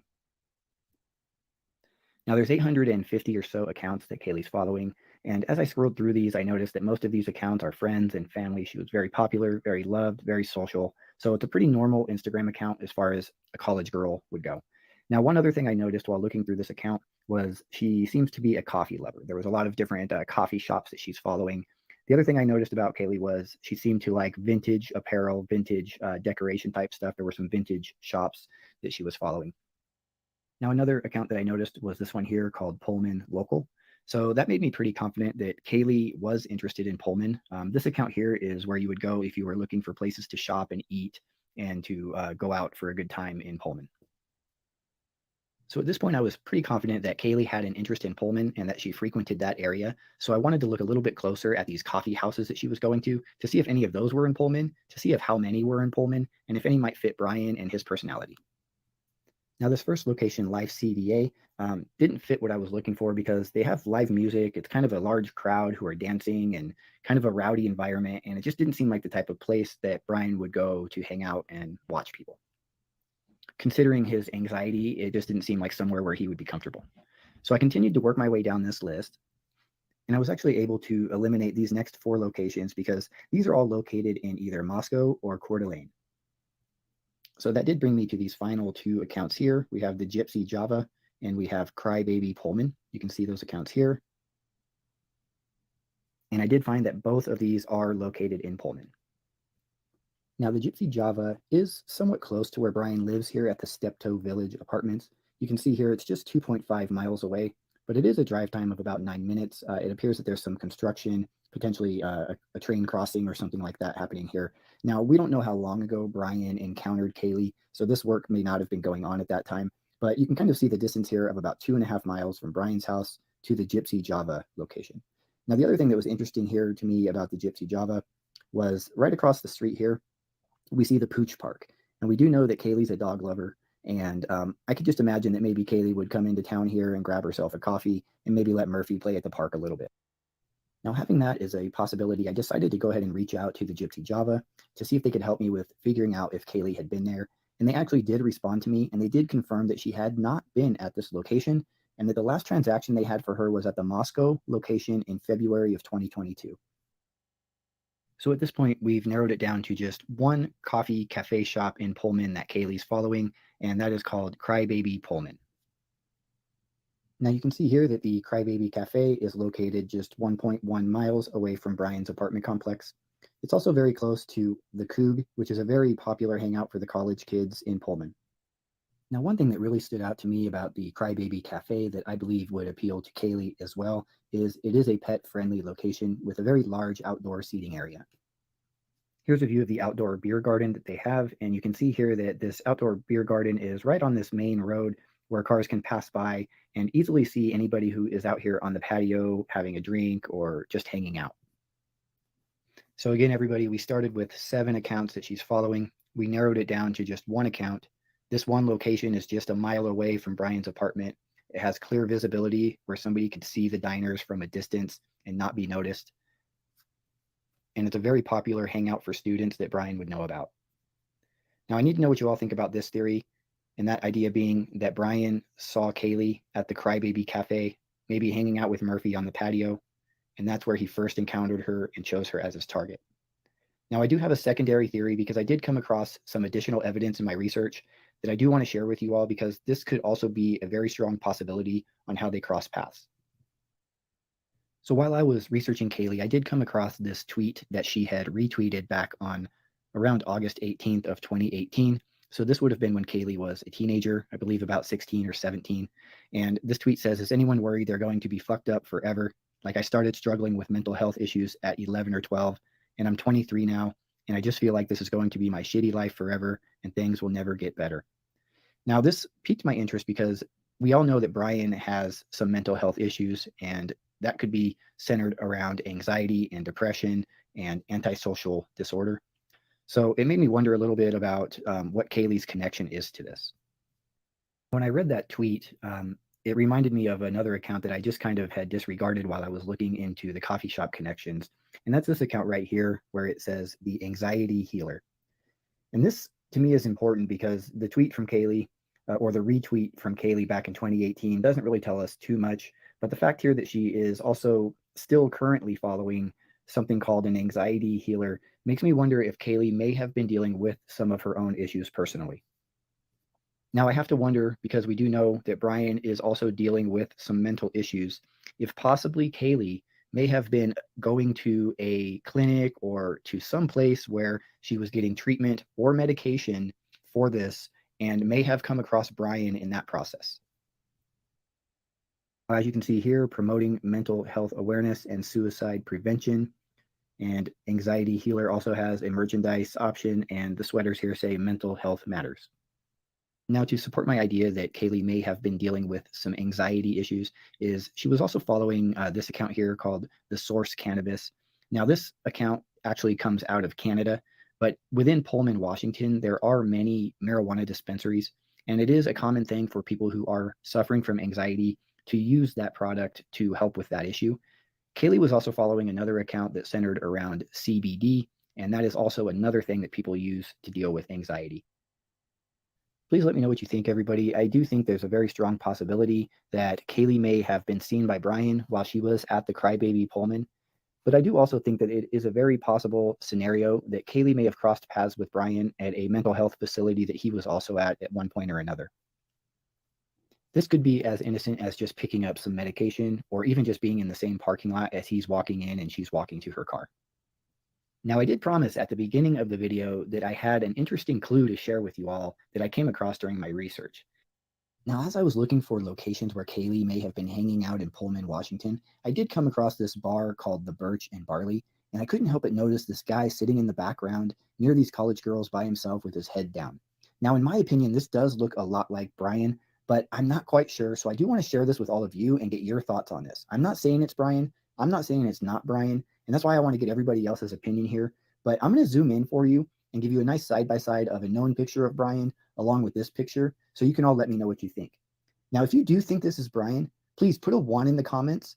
But if you don't think it's Brian, put a 2 in the comments. Let's do a little vote here and see what we think about this. Here's the close-up that I was talking about, and there are a few things here that do, in my opinion, look like Brian, but there's a couple things that I'm not quite sure as well. So the things that I do think support this being Brian are the ear shape and the size of the ears here. You can see that Brian has a thicker ear, is what I would describe that as. The other thing I noticed here is on the back of the neck, kind of the way the hairline comes up, in my opinion, looks a lot like Brian. I also noticed that on the eye, his bone structure here is also very similar. Now, the things that throw me off a bit are the nose. We can't really see the nose. So that one I wanted to know what everybody thought. I do think the chin is very similar. Keep in mind that this is a far away photo and it's a bit of a different angle and there could be some different shadows. The one thing that throws me off here is the hair. We can see here that Brian does have a bit more of a curly type hair, where this person seems to be a little more wavy. But we do know that Brian also uses gel and things like that based off of other pictures. And so this could also be a time where he had a recent haircut and maybe brushed his hair. Yeah, I don't believe that was him.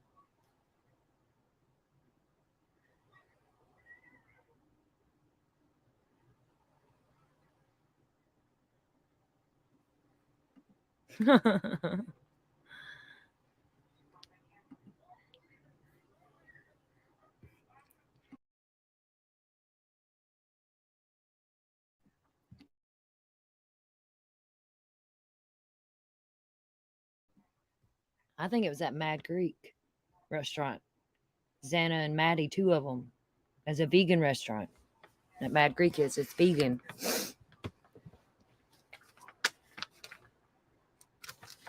I'm just saying, I don't know.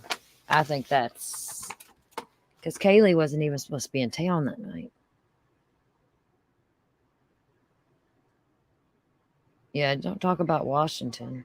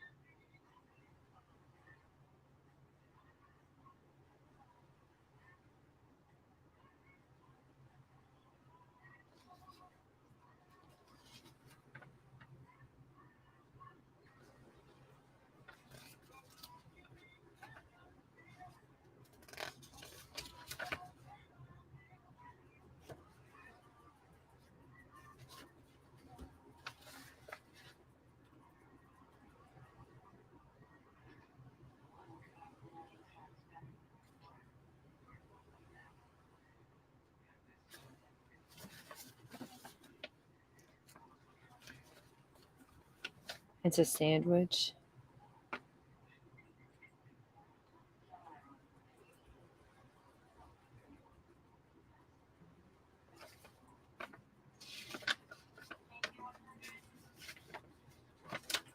It's paperwork up clear.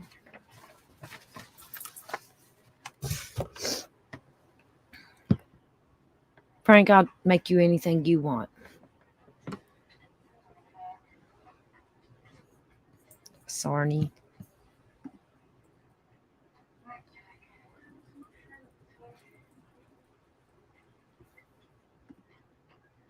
See who's live. Bullhorn Betty.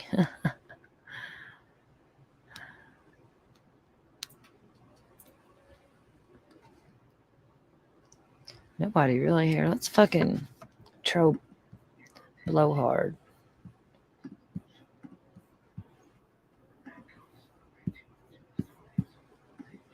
See what she's going on about.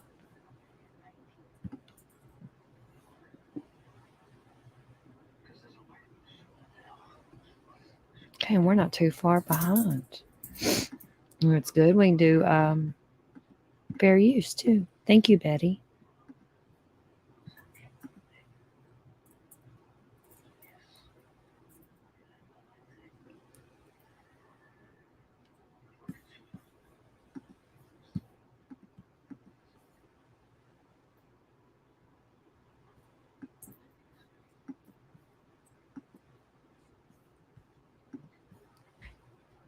I don't know. I don't know. I think it was Maddie and Xana. I think Maddie, mainly. I don't think he planned on Ethan being there. He didn't plan on it, man. I don't know. I don't know.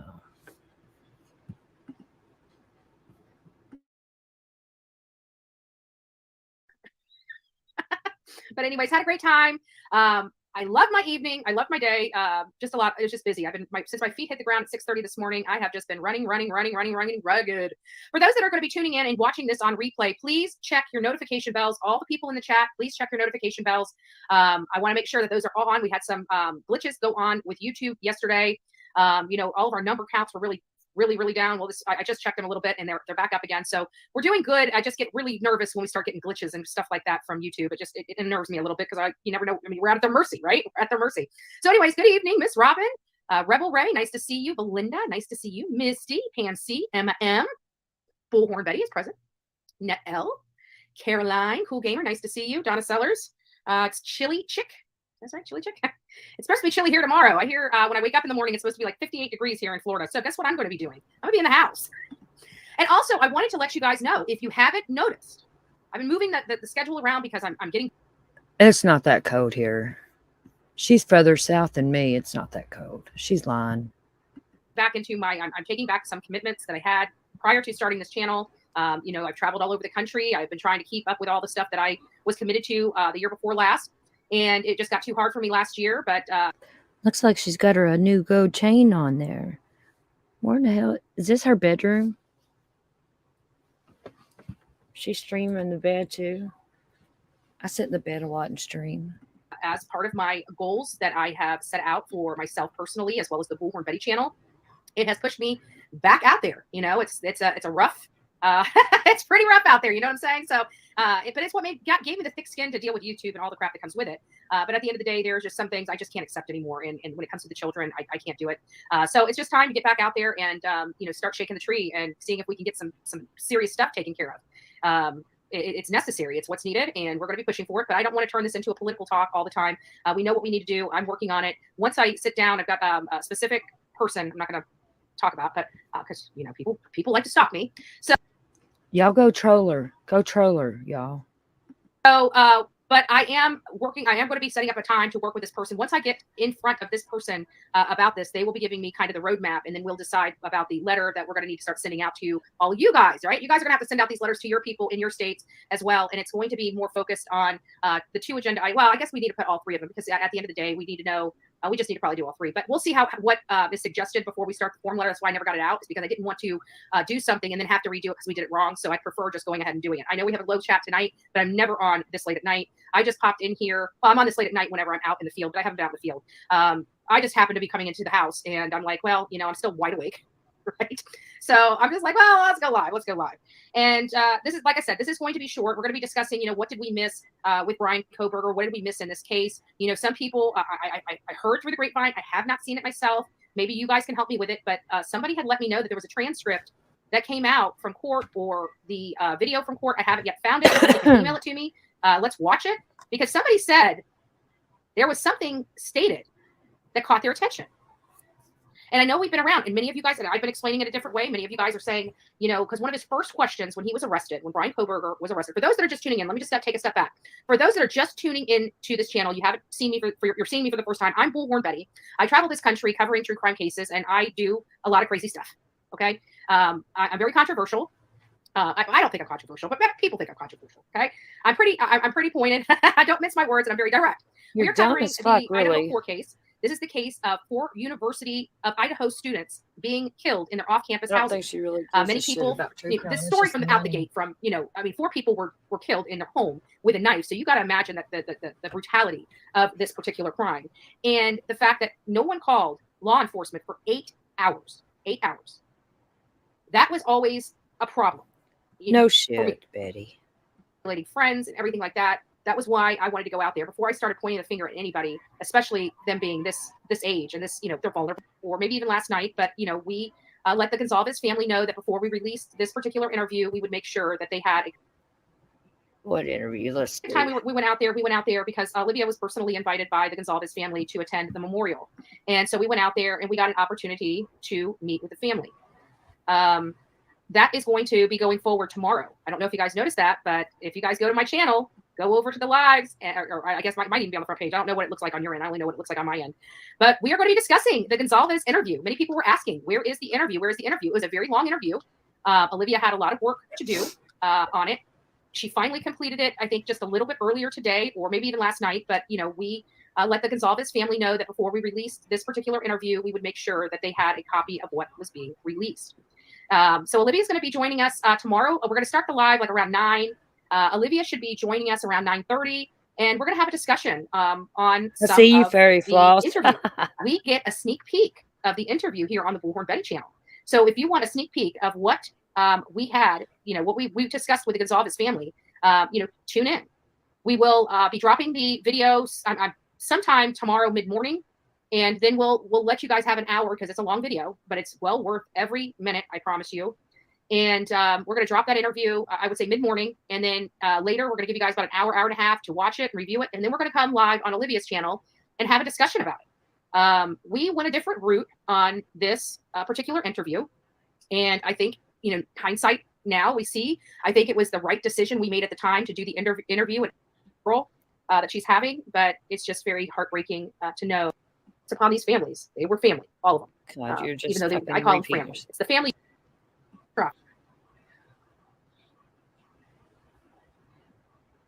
You should have got me that super sticker, Carla, not Betty's dumbass.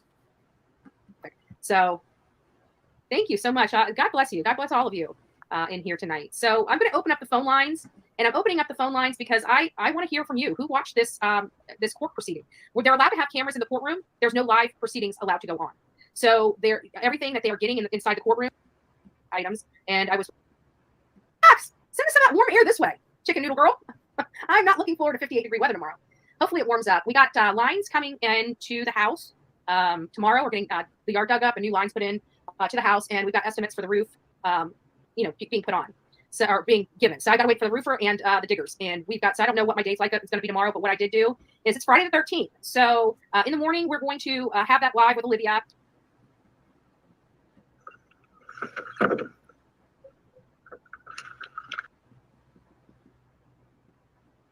Your Honor, yes, if we take that fourth week in June, that's actually best. Okay. So, Mr. Koberger, I need to speak to you for a moment then. Sir, you do understand, and Ms. Taylor has represented here, that she's advised you of your right to have time to speak with Ms. 26th to June in time. Pending further proceedings, again, we'll send notice out to counsel.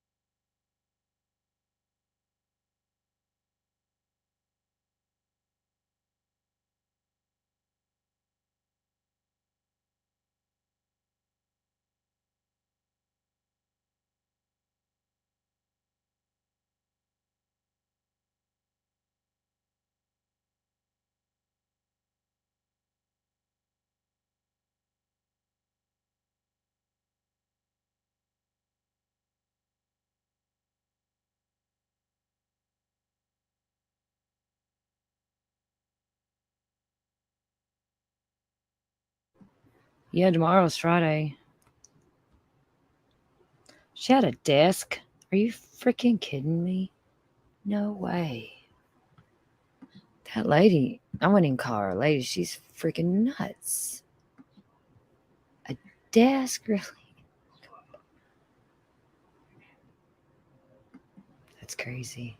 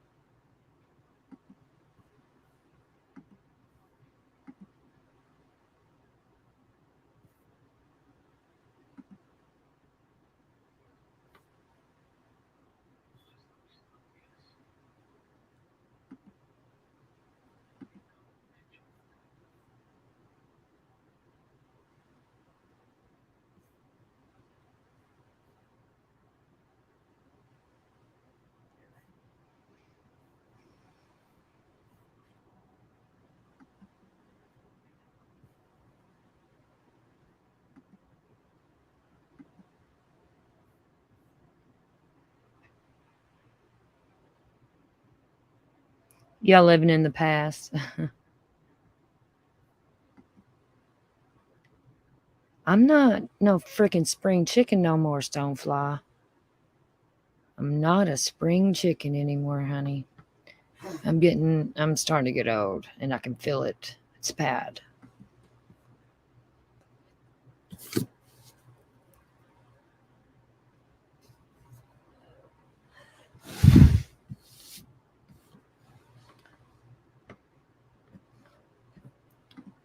No days off with me. I'm every day.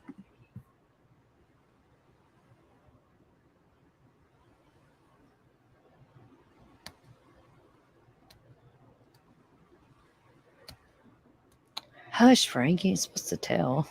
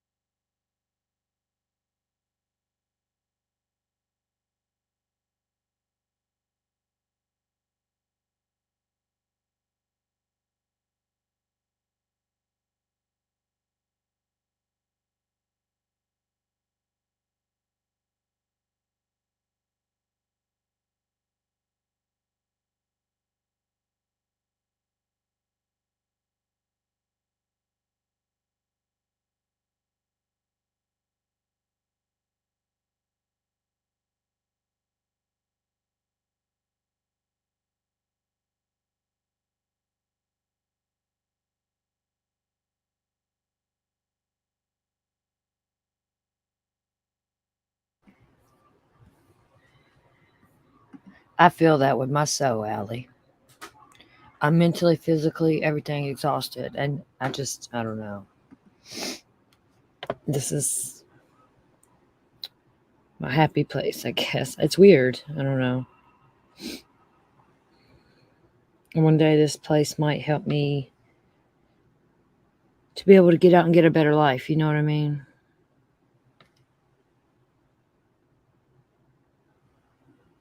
I don't know.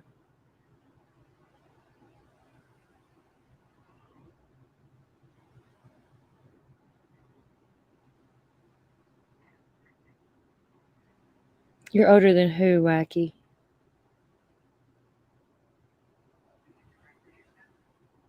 Sonia Nicely over there in her chat. I recognize that name. I used to be a mod for her and I didn't even like her. I had to act like I liked her for Cher. Because Cher was using her. Remember when all that came out when fucking Fueled by Coffee released that video or that audio of Betty and me? You're 58, Wacky Tacky?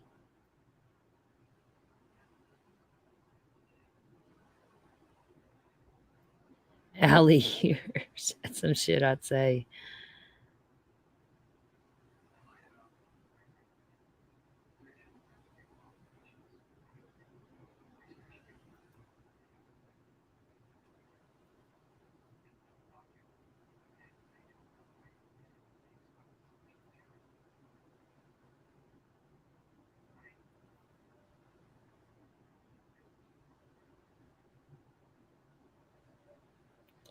Yeah, she is a catfish, Allie. Definitely. I called her out on that too. I can't stand that fucking girl.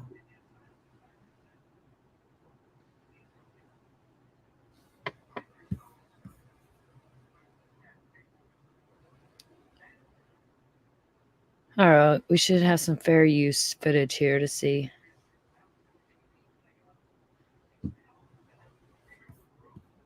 That's funny. Only you, Frank.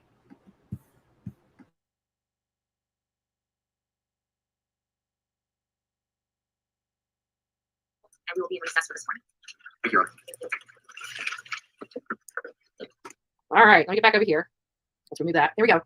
Hopefully I didn't do anything. I keep forgetting I have camera on, but I was watching it for the first time myself. So what if he cut himself on purpose for the blood? He actually, when I heard it, I kept wondering, did he do that so he can say that he does this and that's why he has scars, because I believe he's got scars somewhere. I don't think he left that unscathed. I mean, it's possible he did, but I don't know. So I just got there.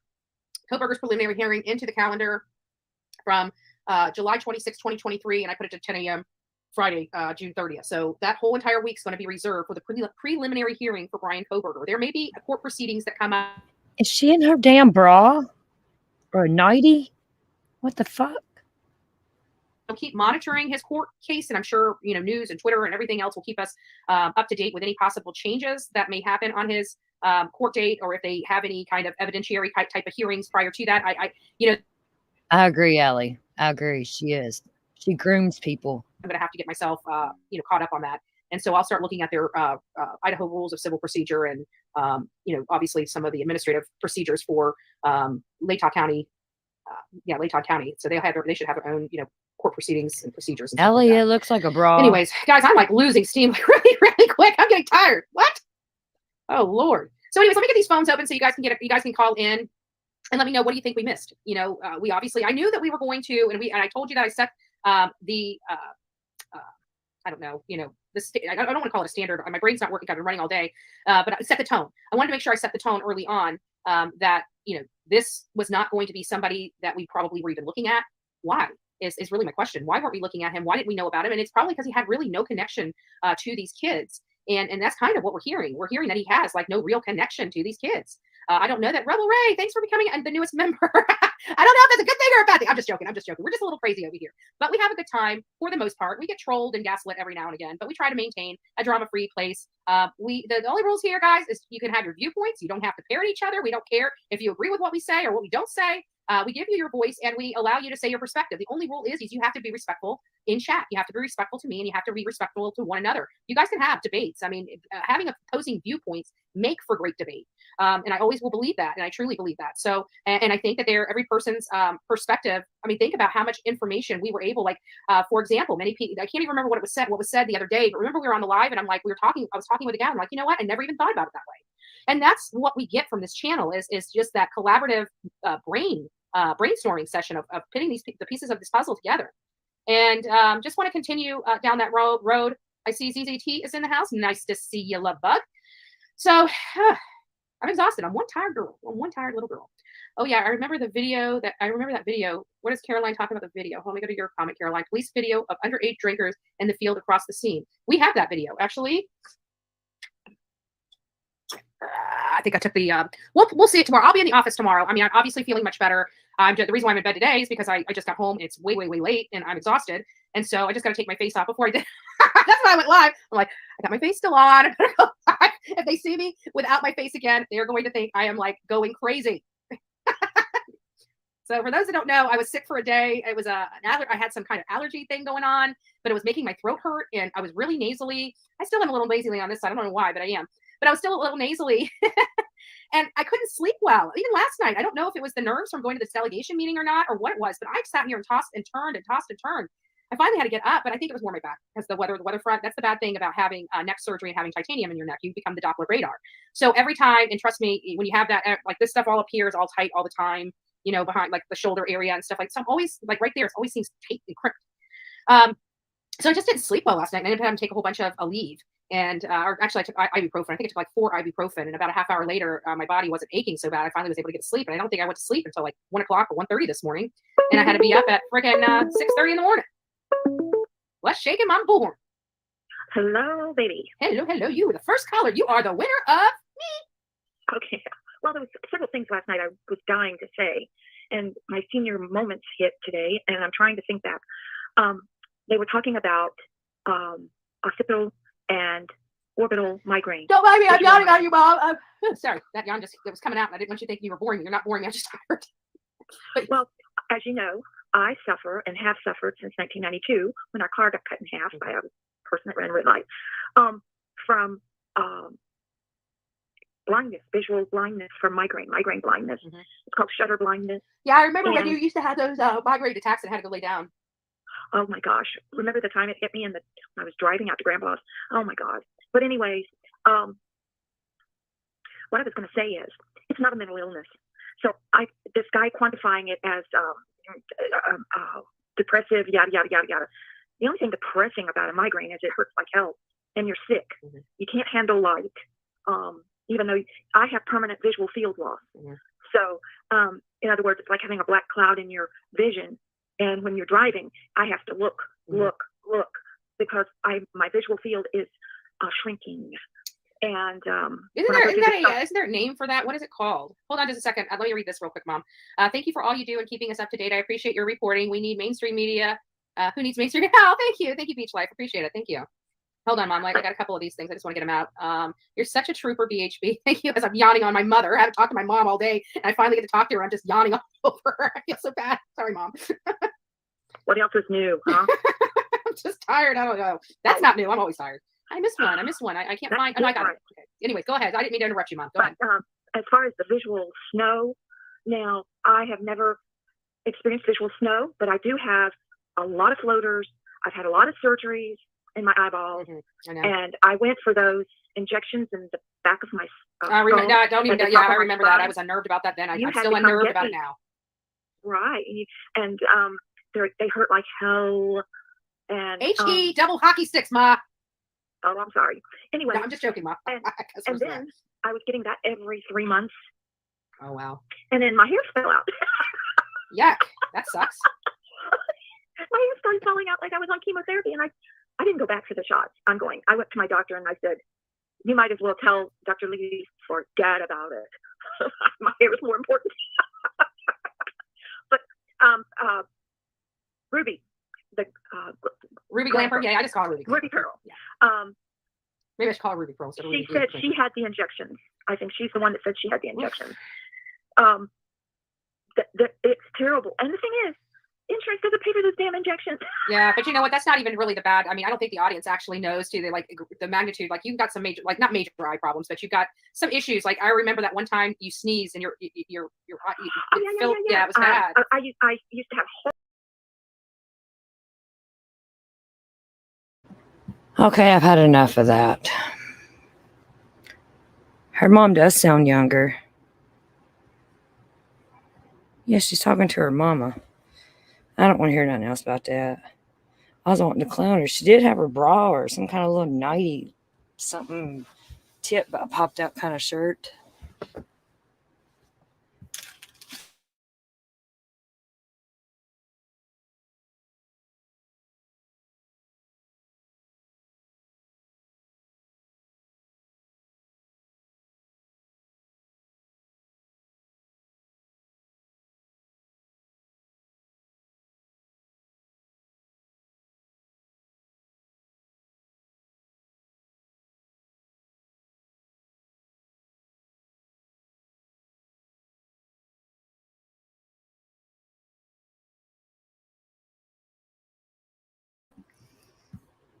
Oh, fairy floss. We do have a good time, don't we?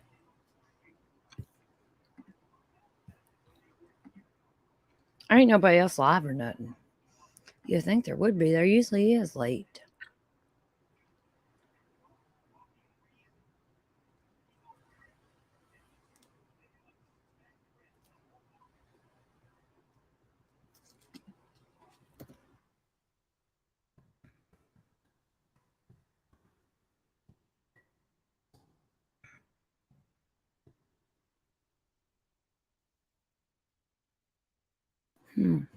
Hold on, I'm trying to find something.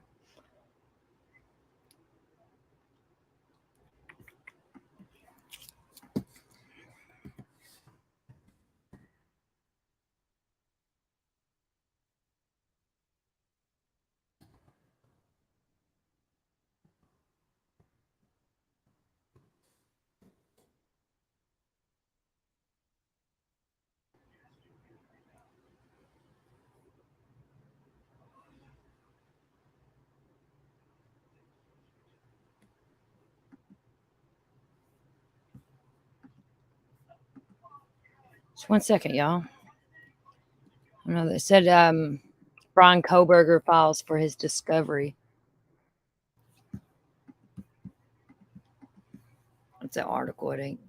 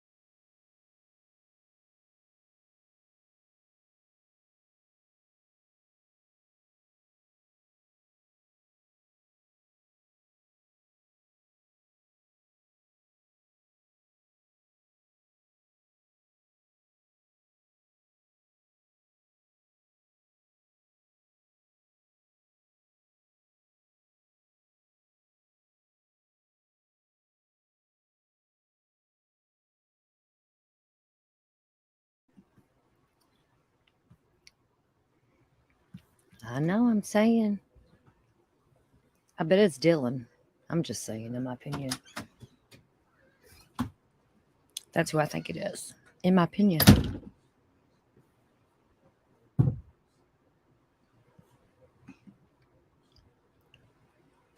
Nancy Grace cotton swabs.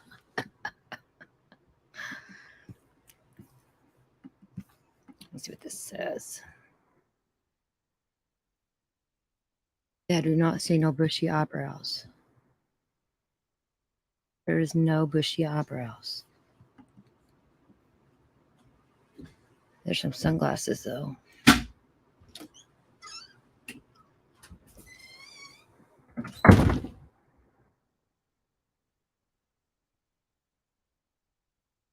Kohlberger briefly appeared in court Thursday, where he waived his right to a speedy preliminary hearing. This means that the Washington State University PhD student who is accused of murdering 4 University of Idaho students in the early morning hours of November 13th will not appear in a courtroom again until June 26th. Kohlberger and his defense team also filed a request for discovery this week, asking, among other things, for information about a quotation co-defendant in the case. The probable cause affidavit does not identify a co-defendant, and authorities have not suggested that Kohlberger may have had an accomplice when he allegedly murdered Madison, Mogan, Kaylee, Xana, and Ethan.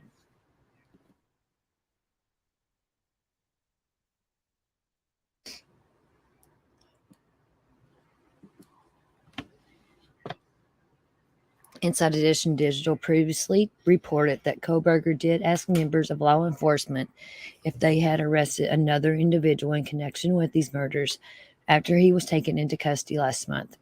In the court filing submitted by his public defender, Ann Taylor, Kohlberger requested any written or recorded statements by a co-defendant and the substance of any relevant oral statement made by a co-defendant, whether before or after arrest, in response to interrogation by any person known by the co-defendant to be a peace officer or agent of the prosecuting attorney, or which are otherwise relevant to the offense charged. This is just one of the 18 requests for discovery Kohlberger submitted to the court. I want his discovery.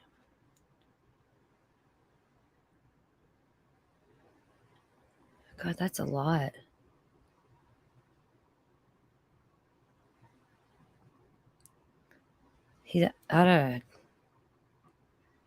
I will put this link in chat.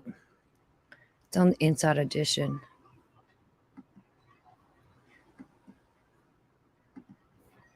And y'all can go look at it, because I am not reading all that.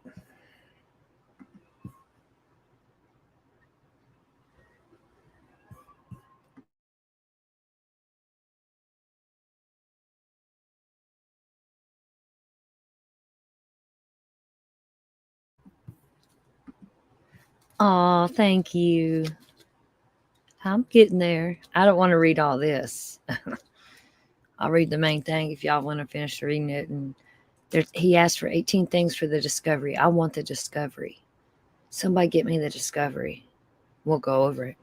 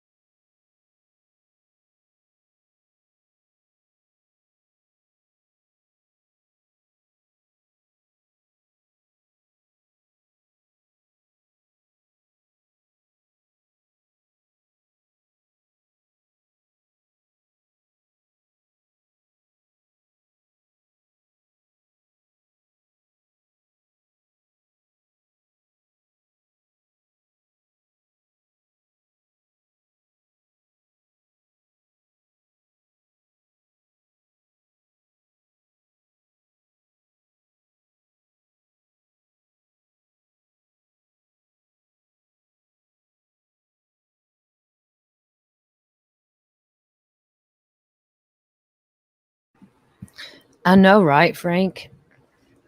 I need a new pair. So rude, Sonia. Just get rid of Mike. Fuck Mike. No. There was the actual crime was redacted. Read that article. It's got some good information in it, actually. I'm gonna take a potty break. I'll be right back.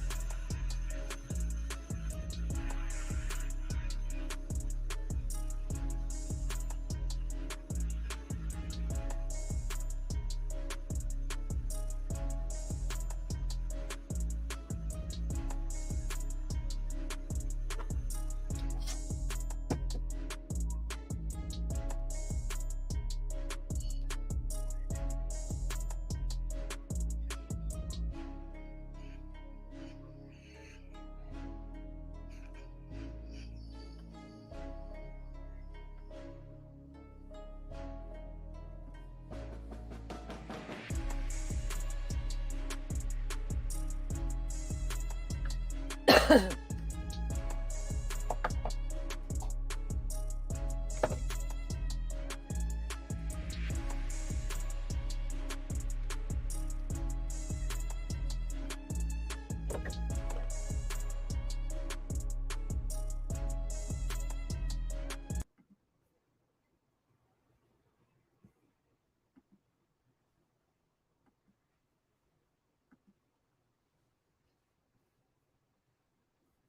up, y'all?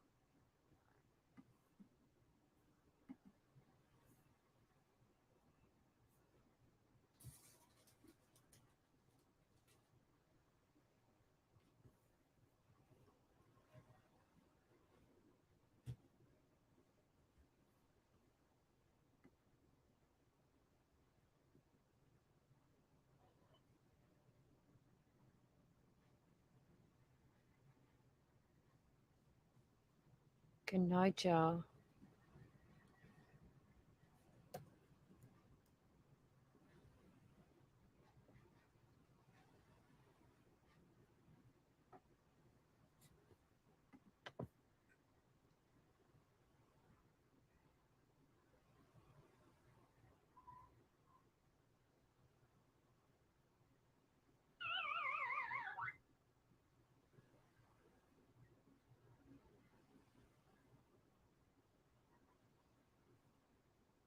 I'm just reading chat, y'all.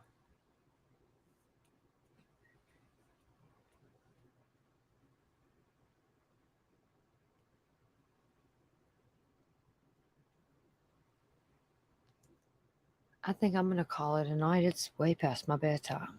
I usually don't do these night lives.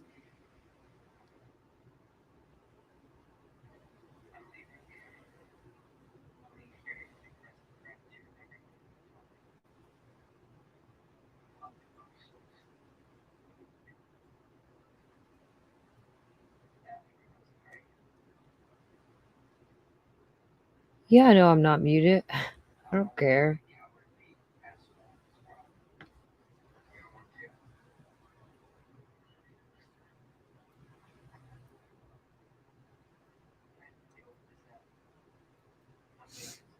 Yes, who was it? Wacky said I sound like Molly Golightly. Or no, Fairy Floss said I sound like Molly Golightly in the background.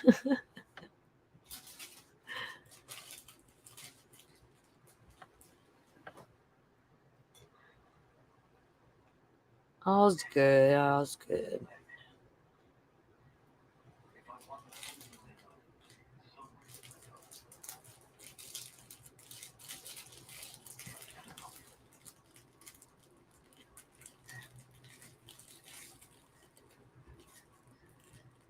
Oh, Frank. Good night, bro. Good night, y'all. Y'all have a good night.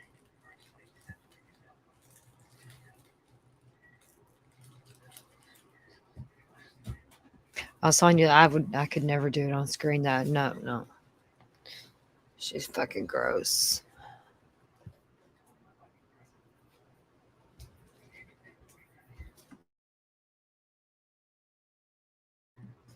But good night, y'all.